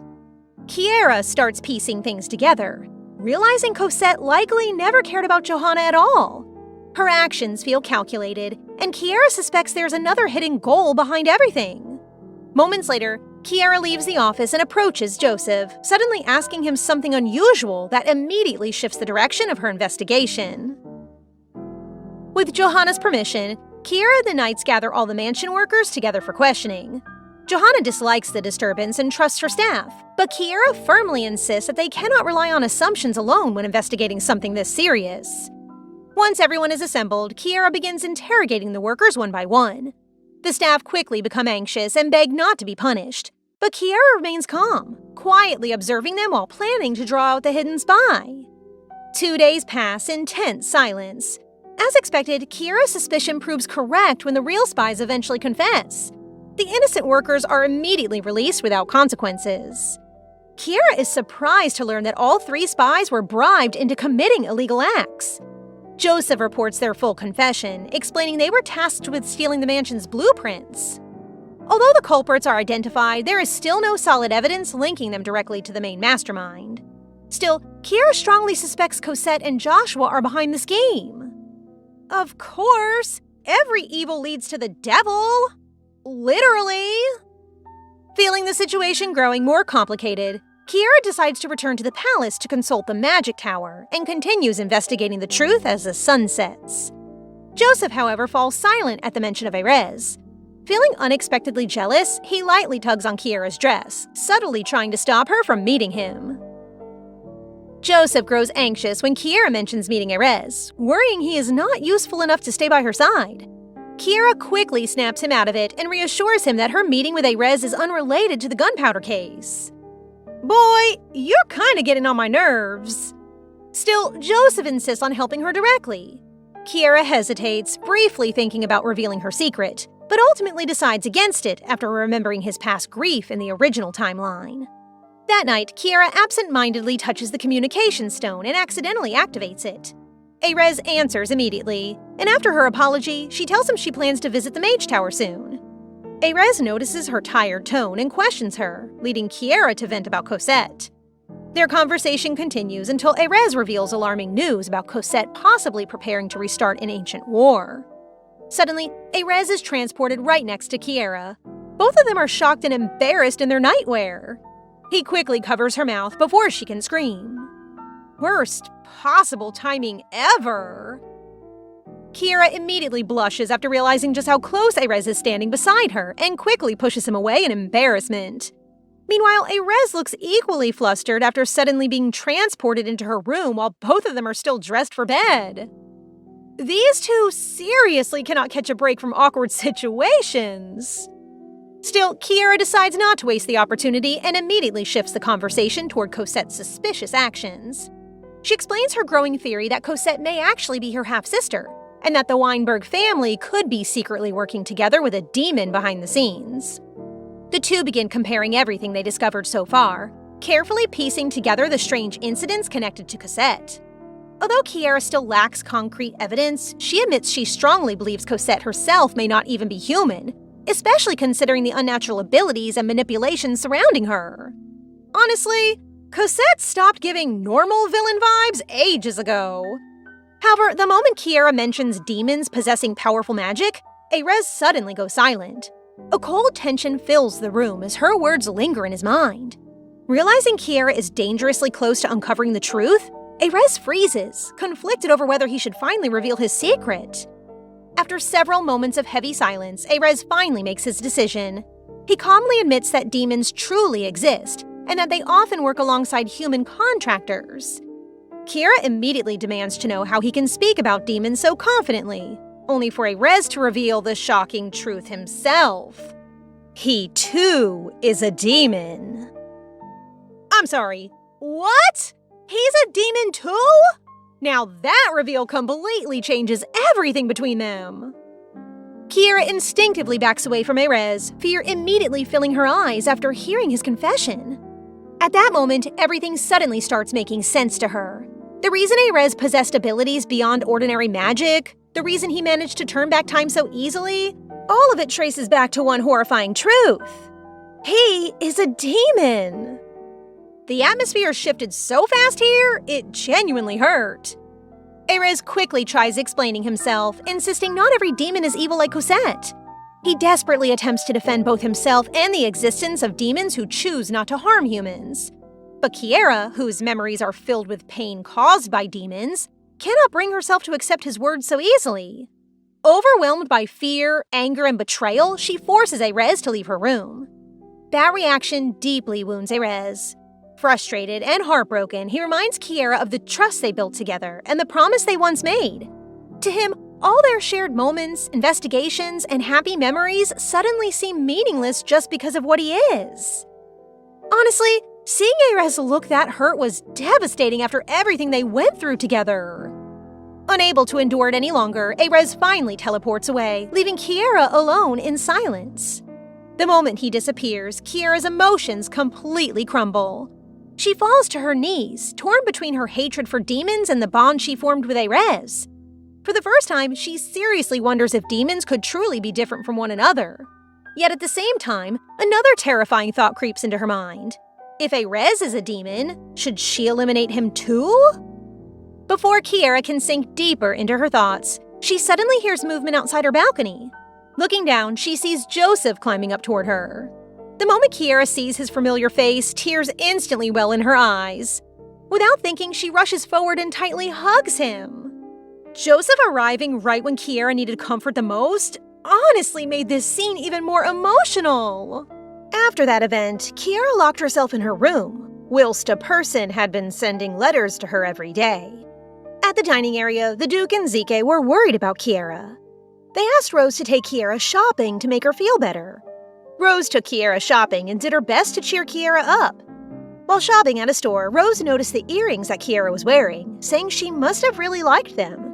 Kiera remembered that they were from Erez. Kiera couldn't believe that Erez was a demon, and still struggled to accept that fact because of how kind he was. She realized that she must have hurt his feelings that night. Suddenly, the princess greeted Kiera out of nowhere, shocking her. They sat down and talked about their preparations for the upcoming National Foundation Day. The princess talked about how the king wanted her to get married, so she asked Kiera if she already had someone in mind to marry. This question made Kiera's mood go down even more. The princess asked if they fought, but Kiera explained that that wasn't the case. She explained that it was because someone she trusted kept a big secret from her, and when he revealed that secret, it really messed up her mind. The princess noted that she must have really cared for him to get hurt like this. Kiera said that she had been avoiding him even though he kept sending letters. The princess told Kiera that he might not have betrayed her, but instead trusted her enough to tell her that secret. She encouraged her to fix their relationship if they still cared for each other, even just a little bit, saying that it might have been just a misunderstanding like what she and Kiera used to have. Thanks to her words, Kiera finally reorganized her thoughts. The two bid their farewell, and the princess rode her carriage. On the way home, they saw the Grand Duke's carriage at the gate, but Kiera was shocked by what she saw. It was Erez looking for her while the Duke was stopping him. He asked Kiera to let him talk with her and said that he wanted her to listen as the winner of their last bet. The Duke told him to stop, but Kiera told them to let him in. The guards released Erez and he followed Kiera. She told Erez to make it fast. Inside, Erez tried to explain again, but Kiera asked why he and the one possessing Cosette's body were able to enter the kingdom, and if there were others. He said that only 3 demons escaped their realm, and Neil was one of them. This shocked Kiera, learning that Neil was also a demon, so Erez began explaining everything from the start. In their realm, they were ruled by 13 rulers who all had different opinions and beliefs. Not every monster was evil, as some only wanted peace. These differences caused a war to break out, making their realm chaotic. He explained that only the strongest monsters could become part of the 13 rulers, with Erez possessing time manipulation and Neil having memory manipulation. Unlike Cosette, who needed to take someone else's body, Erez did not need to because of Neil's help. He pretended to be the 3rd son of a low noble so he could become a mage in the tower. Erez said he wanted to stay in the human realm because of human magic, sweets, and Kiera. He promised to protect the kingdom, then knelt in front of Kiera, held her hand, and asked her to let him help her reach her goal. He told her she could use him so he could remain by her side. Kiera explained that ever since she could remember, monsters were evil, and she had even died because of one. Those thoughts were in her mind when he confessed that night, so she was scared that she might have to fight someone she trusted. Because of that fear, she hurt him with her words. Kiera apologized for what she said and promised to never doubt him again. She then asked about the demon who had taken Cosette's body. He explained that Ragabok could manipulate human emotions and control people, but he admitted that he did not know her limitations. Even without using her powers, she could easily manipulate humans. He explained that demons could not always use their magic because of Beatrice's protection, and the same restriction applied to both him and Neil. Ragabok might not be able to use her full power because of those limitations, but they still needed to be careful. The reason she acted that way was because when the demons lost the war against humans, she also lost her position. Now she wanted to reclaim it through another war.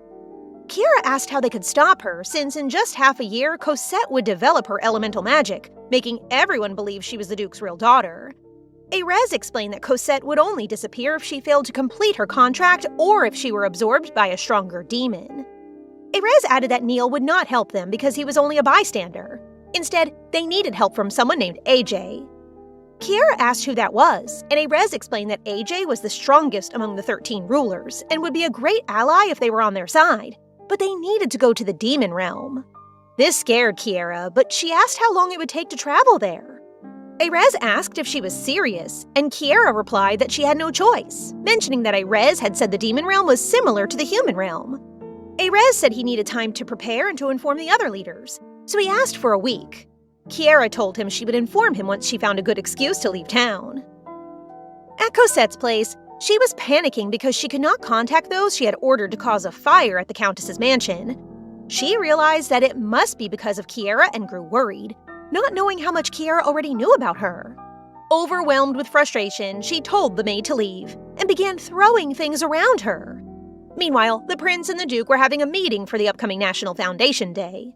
The prince asked if everything was all right after what happened at the Weinberg mansion, but before the duke could answer, a guard came in shouting for the prince.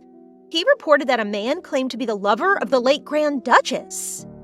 This shocked the duke even more, as the man confessed that he had killed Rowena Weinberg and that the Marquis had been threatening him. The duke slammed his hand down in anger, and the prince calmed him, saying it was only a claim for now. The duke then told the prince that he would be leaving, and the prince assured him that the matter would not be made public. As the prince watched the duke leave, he knew that even if the man's claims were false, they would still attract everyone's attention. At home, Kiera was shocked by the news the duke had told her. He knew it was a lie, but could not shake the thought that some people might still believe the claim. Kiera asked the duke if she could talk to her grandfather, determined to figure everything out. But the duke warned her that her grandfather might even resort to hurting his own granddaughter if necessary. She then asked her maid to prepare for her departure and wrote a letter to Erez postponing their travel. At Marquis Edinburgh's mansion, Kiera informed the Marquis about the claim, which angered him as he insisted it was impossible because he had always kept control over Kiera's mother. Kiera then asked about the murder of Rowena Weinberg, causing the Marquis to shout at her to be quiet. She explained that the man claimed the Duke had threatened him to keep their crime hidden, but the Duke believed there was no evidence left behind and was certain he would have known if his daughter had a secret lover. Kiera wonders if she could truly trust the Duke. The Duke promised to do everything in his power to get to the bottom of the matter, but Kiera informed him that a hearing would soon be held because Count Weinberg was supporting the man, and even if they requested a delay, it would likely be denied. Kiera then thought of the perfect family with enough power and reason to postpone the hearing. The Imperial family. At the palace, the prince was having trouble finding a way to stop the upcoming hearing between the two nobles who have a huge power in the kingdom, even though the king had ordered him to do so, because the kingdom's rules made it difficult. His only comfort was that the Marquis had been sending letters saying he also did not want the hearing to happen, but they still needed to convince the Count to postpone it. At the meeting, both the Marquis and the Count arrived, and the atmosphere was already suffocating. The Marquis began by saying that the National Foundation Day was an important event they needed to focus on to avoid creating a bad image for other countries. The prince added that the king shared the same wish, since both the Count and the Marquis were influential figures in the kingdom, and a conflict between them would surely ruin the event.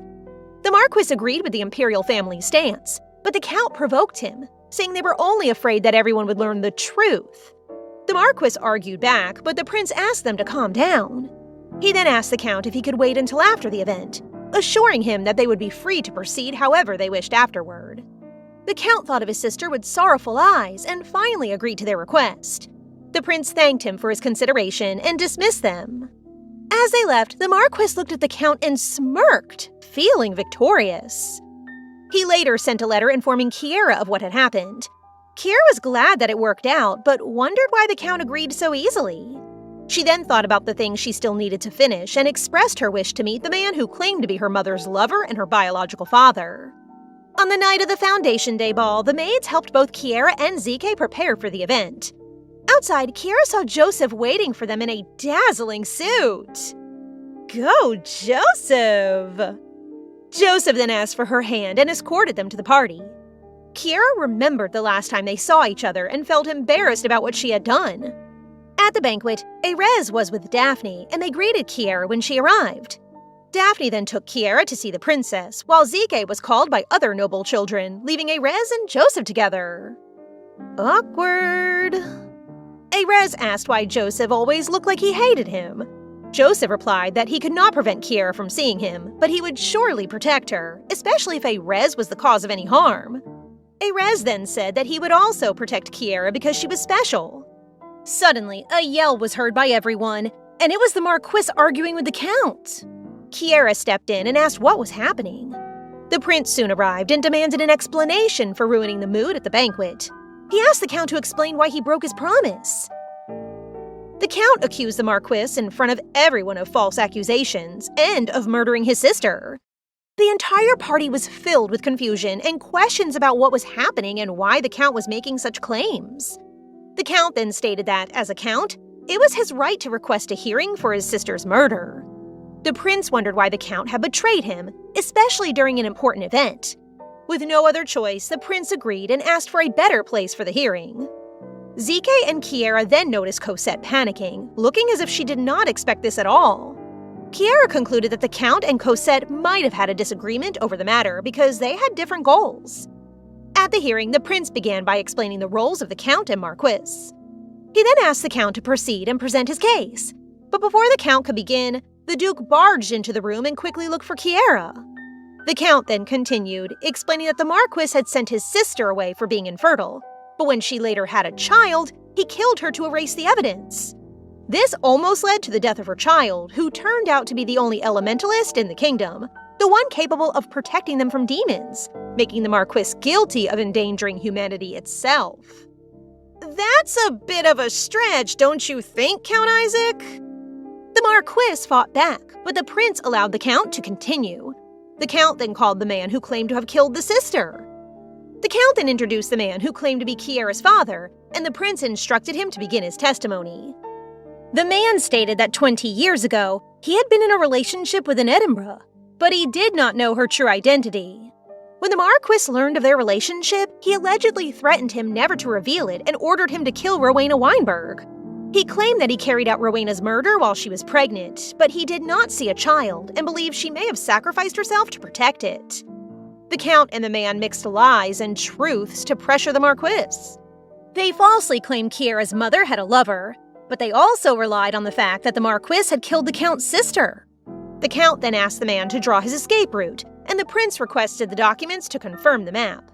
He then asked to postpone the judgment while they searched for the records. While everyone was discussing the hearing, Cosette was furious that the Count had not informed her of his plan. Kiera approached her, and Cosette called Kiera's grandfather a murderer. Kiera replied that this did not prove the man was her father, and she knew that no matter what happened, she still held an advantage over Cosette. Cosette angrily left. "Show her, Kiera!" Later, the hearing resumed. A guard handed the records to the prince and reported the results. The prince stated that the results did not match and blamed the Count for his actions. What a twist! The Count checked the records himself and noticed that the man, Alexander, had written a different account from what he had said. He then looked at the Marquis and saw a grim expression. A month before the hearing, the Marquis had visited Alexander. He paid the guard to reveal Alexander's whereabouts and told him that while he might have protection from the guards, that protection did not extend to his family. Alexander understood what he needed to do and begged the Marquis to spare his family. At the hearing, the Count then asked for another investigation, but both the Marquis and Kiera pressured him, saying that because of his claims, he had wasted everyone's time and ruined the late Duchess's image. The prince then ordered the guards to arrest the Count, but he ran. Kiera thought he was trying to escape, but instead he ran straight toward the Marquis and stabbed him, sending everyone into a panic. After the event, both Kiera and Zike were startled by what had happened. Kiera told Zike not to worry because a doctor was already treating him, but in her mind, she knew it was dangerous. She then saw the doctor and asked for an update. The doctor said they had done their best, but he was still in danger and in a coma. Kiera felt dizzy upon hearing the news, but she knew she needed to do something. She asked to meet Count Weinberg, since the Count had accused her mother and tried to murder her grandfather. She asked Zike to stay there, and the prince, hearing her request, led them to the Count. Kiera asked the prince and the duke to stay behind. When she saw the Count, she tried to ask him questions, but she soon realized that the Count was already dead. He is not evil. He just loves his sister, poor Duke. The men asked Kiera what had happened, and she informed them that the Duke was already dead. They thought it might have been suicide, but Kiera knew something was off, so she questioned the guards. The guard looked nervous, so Kiera asked if they had done something to him. The guard insisted he had not done anything, but before Kiera arrived, he had allowed Cosette to meet the Count. I knew it was her! They asked how the guard could have done that without the prince's permission and questioned if he had taken a bribe. He explained that he had felt dazed when he met Cosette and somehow followed her orders without understanding why. Kiera remembered Erez's explanation about Cosette's magic. The prince then ordered the other guards to take him away and discipline him. He apologized and told Kiera that he would detain Cosette at home. Kiera realized that Cosette must have panicked, fearing the Count would leak information about her, and ended up killing him, even if it would make her a suspect. Joseph then barged into the room and said that something had happened to the Marquise. Kiera asked Zike what happened, but Zike did not know either. The Duke approached the Marquise, and the Marquise told him that Kiera was truly his daughter. Kiera tried to go to him, but the Duke blocked her, saying it was too late. At the funeral, everyone was talking about the deaths of both nobles, and many offered their condolences to Kiera. Poor Kiera and Zike! Joseph spoke to Kiera and asked about the investigation about the death of the Count. She said it might be ruled as suicide because of a lack of evidence, and the autopsy showed no cause of death besides biting his tongue, but she still believed Cosette had done something to the Count. Joseph apologized for her grandfather's death, but Kiera said it's not his fault.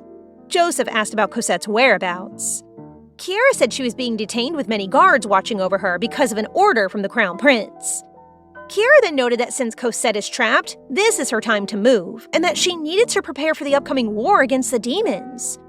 At the house, Cosette was furious that the Count had made a move without her, leaving her no choice but to kill him. She had suffered damage from using her power to kill the Count because of the goddess's protection. Suddenly, a guard then announced that the Duke was coming. The Duke ordered everyone to look for any clues connecting the Count to the incident. Cosette was certain they would find nothing because there was nothing to find, but the Duke continued to persist. What do you think of this story so far?